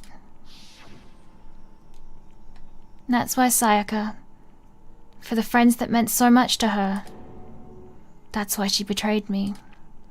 So when she said, No matter what happens, please always be there for me. I need you on my side. she was lying to me from the very beginning. She was using me. Is that why she talked to me in the first place? I guess I'll never know. That's absolutely why she talked to you in the first place. Because there's nothing I can do to ask her what she was thinking. Once you're dead, that's that. Boy howdy! The entertainment industry must sure be terrifying, huh? I mean, to try and kill somebody just because of those relationships. She seemed so nice and lovely on the outside, but inside, she descended into pure madness. What did you just say? I understand. Really, I do. Yep. You're in utter despair thanks to Sayaka's betrayal, right? Compassion, intimacy, love. The stronger those feelings, the stronger the despair when they collapse. Stop screwing with us. This is all your fault. Sayaka being forced to do something like that? All of it. Everything. It's all your fault. Suddenly in a frenzy. Oh no! Don't attack him! I lunged at Monokuma, but... That's enough. As angry as I was, Kyoko latched onto my arm without hesitation. Her grip was like iron. Strong enough. I was sure it would leave a bruise. Calm down. If you really want to make her enemies pay for what they've done, you need to let it go for now. Damn it! Oh, that was a close one. I thought for sure you were going to give me a good walloping. Just barely avoided punishment, you did. Yes, indeed. Now then, since you so magnificently revealed the identity of the killer during the class trial, the blackened Leon Kuwata will receive his punishment. Punishment? You mean execution? Wait a second! I didn't have a choice. I had to kill her. Yeah, that's it. I was just protecting myself in the heat of the moment. It was self-defense. Is that okay? How exactly was it self-defense? When you forced your way into the bathroom, did you or did you not use your very own toolkit? After she'd shut herself in the bathroom, you went out of your way to head back to your own room. Then you came all the way back, broke into the bathroom and killed her. Am I wrong? Do you understand? Do you understand? You had any number of chances to stop what you were doing, but you chose not to. It is not because you had an unclouded intent to Is it not because you had an unclouded intent to murder? So, that's what... No, that's not... Stop it. I've had enough of this. Oh? Are you sure? You were closer to her than anyone, were you not? He killed your precious Sayaka. Do you understand? I can't say Leon is solely to blame. Of course, I don't plan on blaming Sayaka either. Because the one to blame is him. What? If it weren't for you, this never would have happened to Sayaka or Leon. We shouldn't be fighting each other. We should be fighting against the one who put us in this situation. The mastermind. I love his sound effects. Uh-oh. Did you awaken your sense of justice? Hey, Well, it just so happens that there's nothing more unethical than an unwavering sense of justice. After all, it's people with that sort of mentality that perpetrate war all over the world. Is that the kind of justice that's awakened within you? Just shut up! Well, okay. Anyway, more importantly... Chills! Let's hurry up and get to what everyone's been waiting for. The punishment! I'm begging you! Please, don't do this! Hey! No more begging! No more excuses! You must pay the penalty for breaking the rules. Society demands it. Stop, please! Still want to pull his little goatee, and I like that even it's like doing the hair puff. Now then, I've prepared a very special punishment. For Leon Kuwata, the ultimate baseball star. Let's give it everything we've got. It's punishment time! No!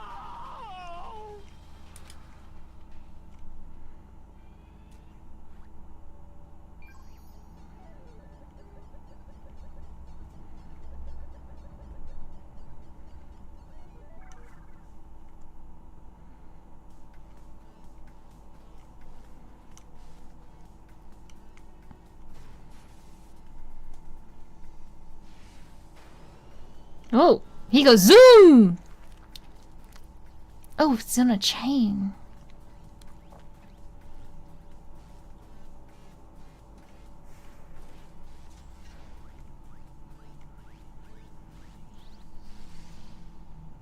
Oh, what the fuck?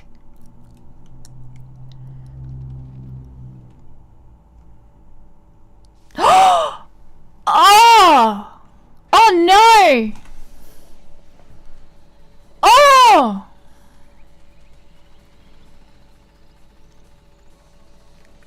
Oh! Oh no!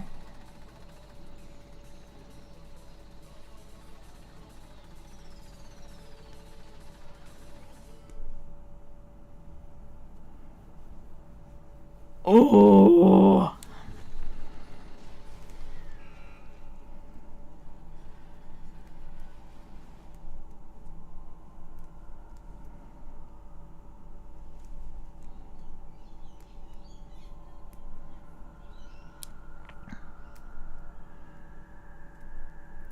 Oh God, that is...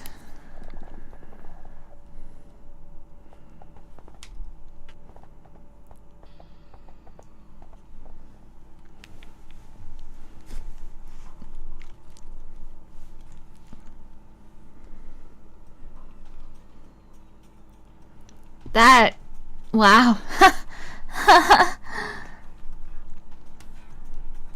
Wow. Just wow. So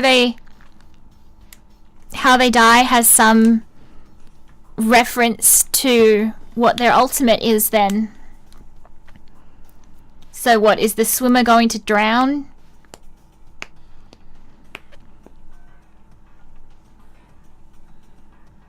Is Hifumi going to get smothered in duckies? You have to find out, yeah. Well, that was significantly traumatizing. What we saw. That was the true face of despair. I mean, if we can't call it that, what else could we call it? Extreme! Woohoo! Man, my adrenaline is pumping out, right out of control.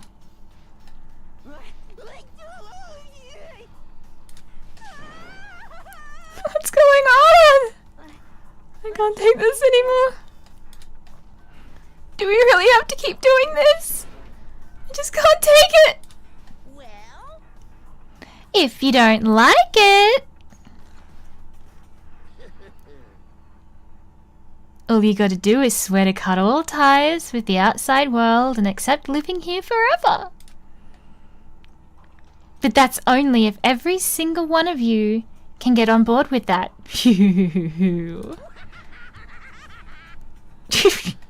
God. Damn you! And fuck you. What? Where the fuck do we have to... Are you doing all this evil shit to us? what the heck? Evil? You make it sound like I'm some dark, awful secret society type of guy. Say what? Or in this case, a dark, awful secret society type of bear. Well, So why are you putting an upstanding young citizen like me through such a grueling ordeal? hey, It seems like you're trying to use common sense to make sense of something that doesn't make sense. Oh, that's a sentence. That's like trying to put a mile on a scale. I just don't think it's possible.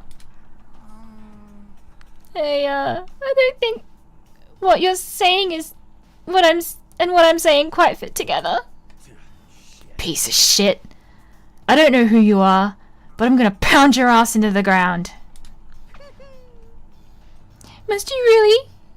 You must really hate me to get so angry, huh? But if you do that, you're barking way up the wrong tree.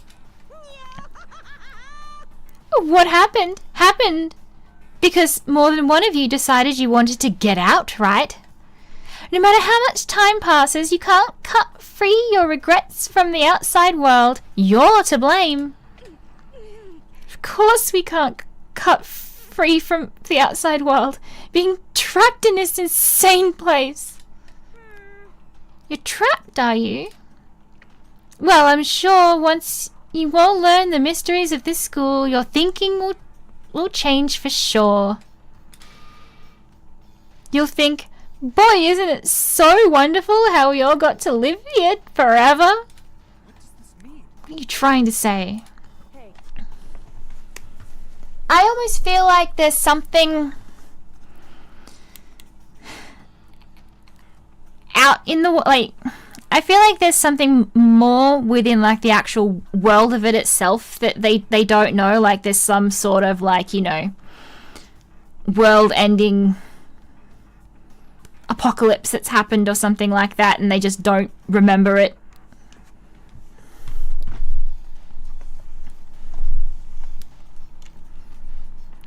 I feel like there's some deeper meaning hidden in there, just like before. Anyway, let's get to the Blacken's punishment. That's what everyone is waiting for after all. hey, When you say everyone, who exactly are you referring to? Sorry, I said everything I've got to say.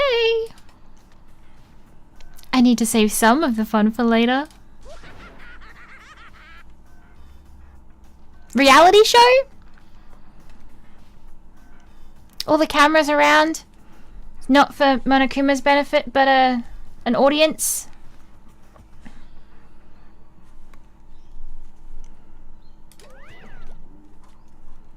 And just like that, he was gone. He left us there, overwhelmed by a nightmare turned reality. That was such a brutal friggin' death! Oh! Even after he was gone, we stood there forever, unable to move. Actually, no, it wasn't that long, I think. Everyone just lost their sense of time. We were all too scared. Scared of being alone.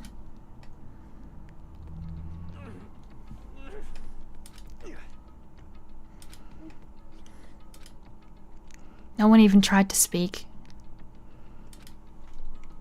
Am I onto something? Their faces were stone, their voices dead.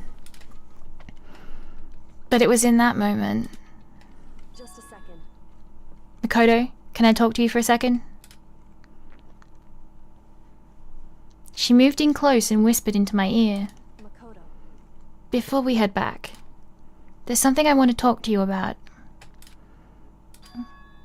It's about Sayaka, isn't it? I'm surprised you figured it out. Listen.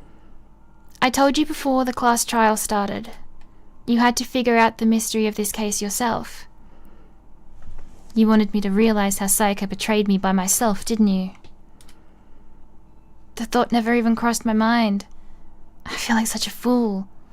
Becoming such an easy target like that. It's true. Sayaka meant to double-cross you. That's a fact you can never change. But even till the very end, she wasn't sure of her decision. That's why, as she lay dying, she was thinking of you. She was thinking of me? You can't just say something like that. I mean, there's no way you could know that. Only Sayaka would know that, for sure, and we can't ask her now. However, Even if you can't ask her, you can infer it, don't you think? Her final thought was how she could protect you. What? so The fact that she used her last ounce of energy to leave her dying message proves it. If she didn't care what happened to you, she never would have left that message. Well, maybe she just wanted to get back at the person who had killed her. certainly. That's certainly one possibility. But I don't think that's what it was. Anyway, She was uncertain. She wasn't sure she could kill someone or deceive you, which is why her plan failed. Her hesitation attracted failure. right. It's almost ironic when you think about it. Why are you telling me all this? Because you're the kind of person who can overcome this. Because you can move past the deaths of your friends, Saika and Leon, and keep moving forward. Correct. Without someone like that, the others would never be able to break free of such a desperate situation. Move past their deaths? I could never do that. No. I'm going to carry them with me the rest of my life. How could I possibly move past something like that? Leon, Sayaka, I'll carry them with me forever. I'll carry their memories with me wherever I go. So instead of forgetting them, you're choosing the hard road. Well, I have high expectations for you. As she said that, she revealed the smallest smile. Hey. She feels like a government plant.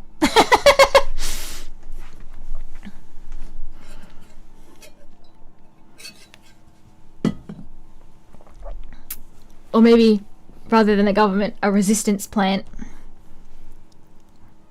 She feels like she wasn't chosen by them, but was put there by a resisting force. By the way, I have to admit, I'm curious. How did you know I wanted to talk to you about Sayaka? Oh, well, I'm psychic. What? I'm kidding. I just have a pretty good intuition. Oh, that's what she said to him. Ew, that was a nasty sound effect. Man, 3 down. To be continued. Received the despair bat present. Yes, I definitely want to save that.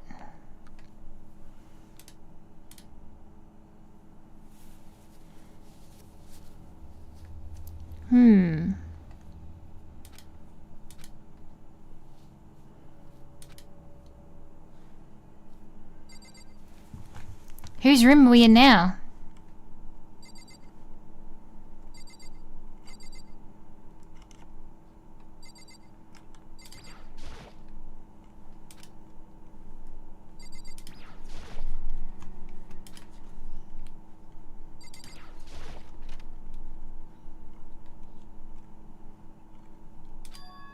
It's gone. She really is gone. It's almost like there was never anything here to begin with. Every last trace of Sayaka's existence has disappeared without a trace. Just like you said. After the class trial, we took the elevator back up. Monokuma told us. Oh, I almost forgot. Since the class trial is over, I'll go ahead and dispose of all the corpses. What are you gonna do? It's okay. No need to thank me. Just seeing your delighted, smiling faces is thanks enough for me. After all, nobody wants to look at rotting corpses every day. That can't be good for your health. I love his laugh. It is just so deranged. I didn't even have time to mourn Sayaka and Junko's deaths. I'm sure that's exactly why he did it. It's a bad joke, a sickening dream. But I have to accept the reality of it all. I decided to... I headed back to the dining room to meet up with the others. Sorry I'm late.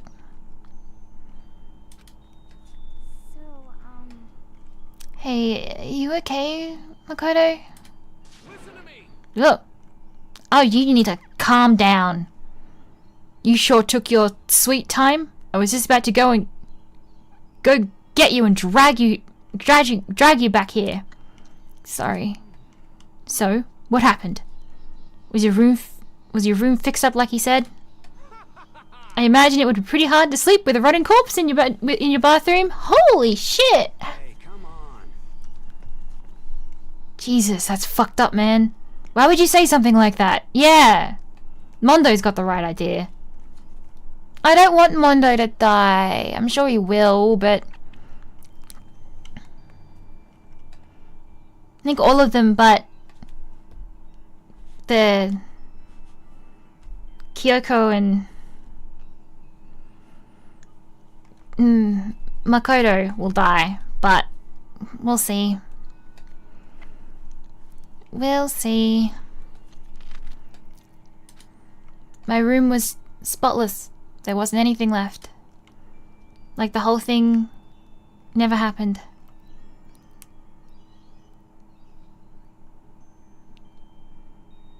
Oh, just that they're the two, like,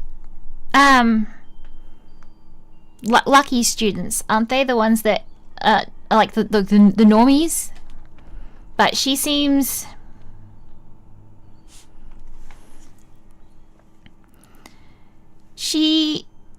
Is she? She is, isn't she? Do I have the wrong name?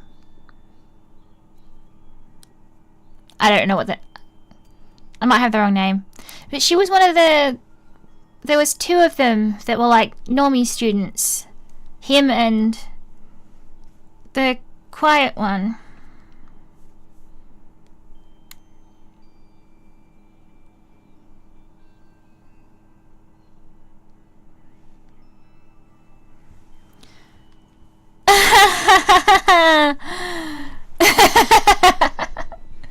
No comment.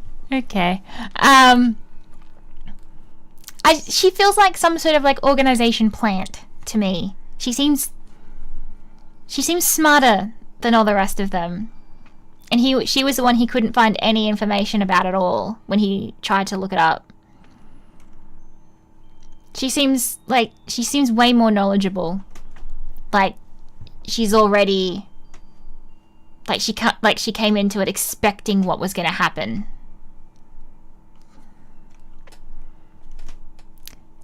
Like the whole thing never happened.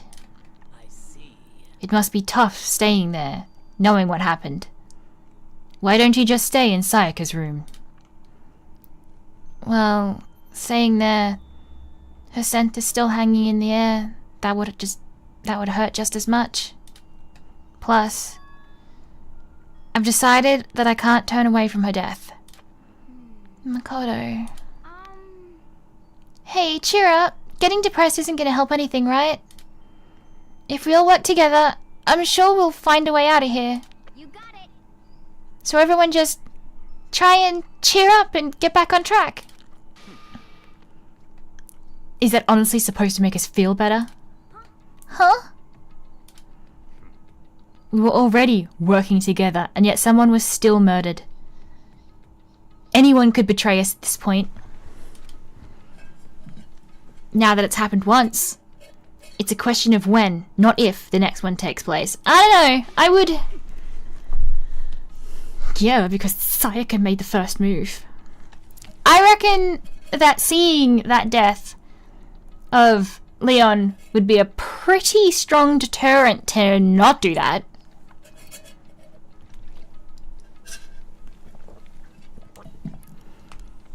Like, getting caught or failing.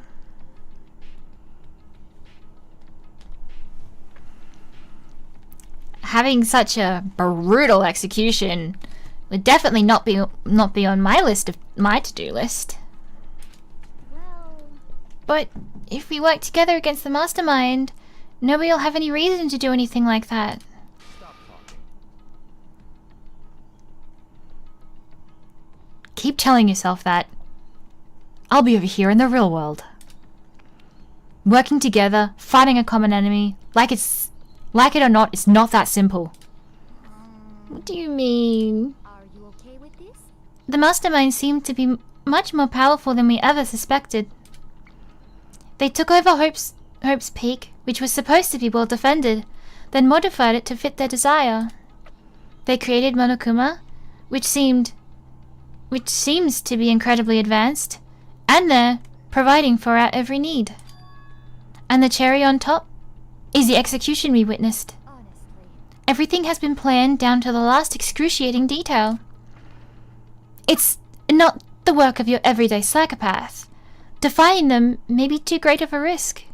So Then, what are we supposed to do? Anyone who truly does want to escape will just have to follow the rules. In which case, the only option is to deceive those around you and win the game. No. What? No what? I don't want to live. If it means killing someone else to do it. I don't want to kill anyone else. Anyone else? What do you mean? It's because... Leon died because we all voted for him, right? It's no different from us killing him ourselves. If we hadn't voted for him, then we all would have died instead, right? That isn't what you wanted, is it? She's right.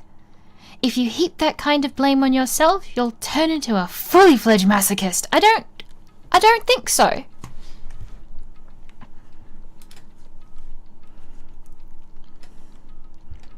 Chihiro, listen. You're not to blame. Not you, not Leon, and not Sayaka. The mastermind is responsible for everything that's happened. We had no choice but to vote. I can't even imagine what would have happened to us if we'd refused. And in the end, it was Monokuma who ultimately killed Leon. So don't waste your anger on yourself. Instead, direct it at the mastermind. Oh. Speaking of... This is a school announcement. It is now 10 p.m. As such, it is officially nighttime. Soon the doors to the dining hall will be locked, and entry at that point is strictly prohibited. Oh, and one other thing.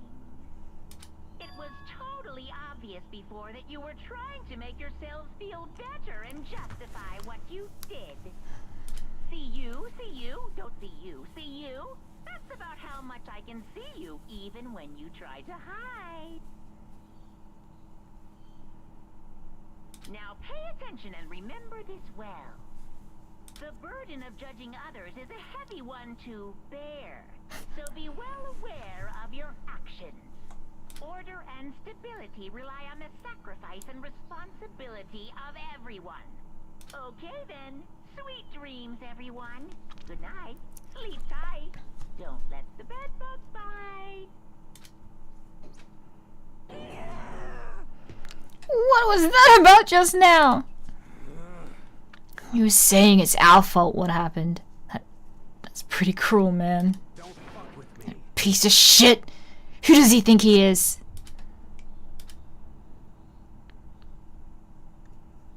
And so, the day drew to a close. A tense, maddening day that saw the deaths of 3 classmates. Sayaka, Junko, and Leon.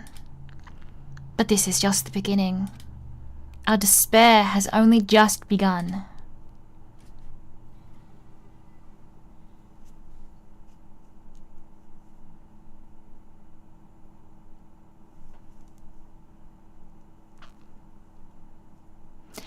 I woke up the next day to Monokuma's normal morning announcement.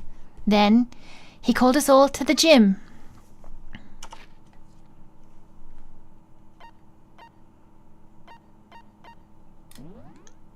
And with that,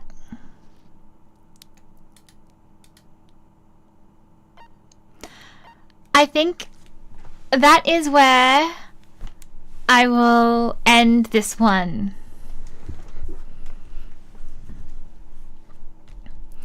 That seems like a good spot.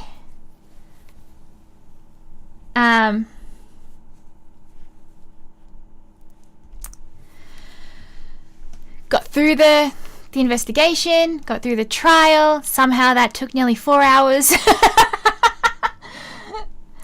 I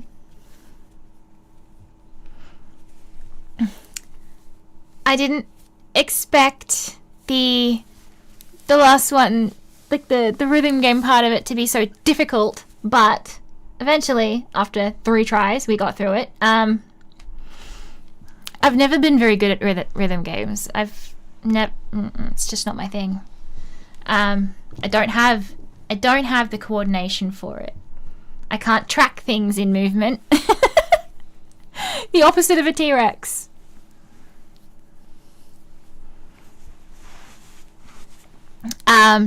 What did I think of the first chapter? It's interesting so far. I'm a little sad about Junko. I liked her. And I'm interested to see what everyone else had on their discs. There's definitely some kind of like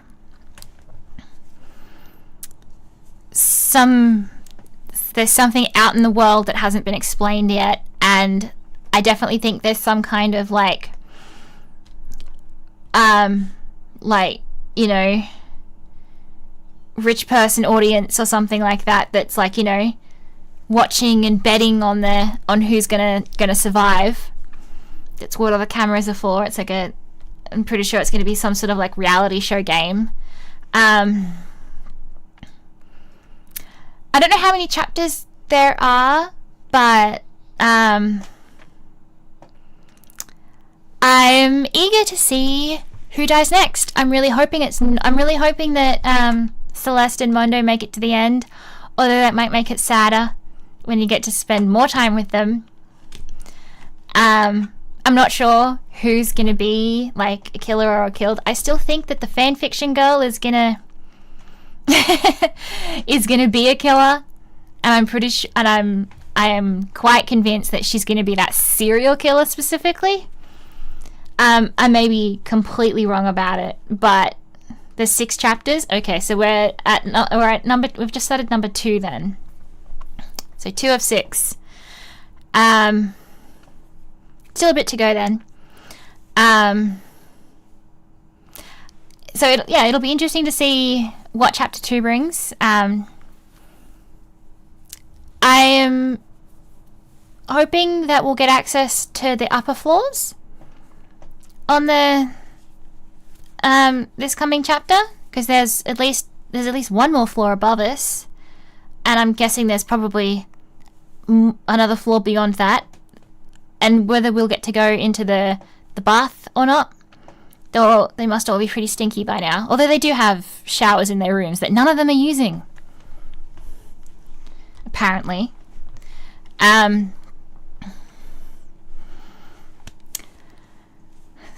do love Celeste. She is enjoyable. So yeah, it's where so we'll pick up from here again next Monday or Sunday night, whatever time zone you are in.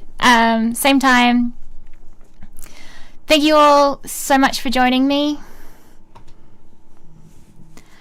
And if you like my streams, there is a bunch of ways to follow and support. I have a Twitter at Kokolu Covers.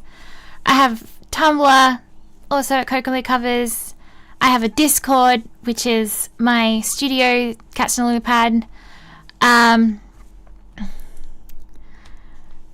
I also, if you'd like to help me keep the channel running and support some of my goals for it going forward with new graphics updates and emojis and fun things to put in the rewards and redeems, I have a Stream Elements tip. I have a Ko-fi. I also have a Throne.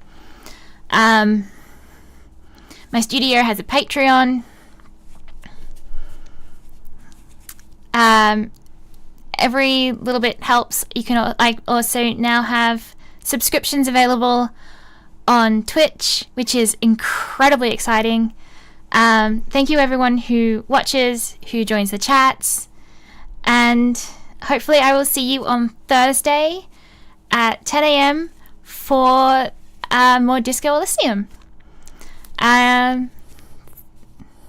So thank you, and enjoy the rest of your day or night, whatever you have before you. Bye.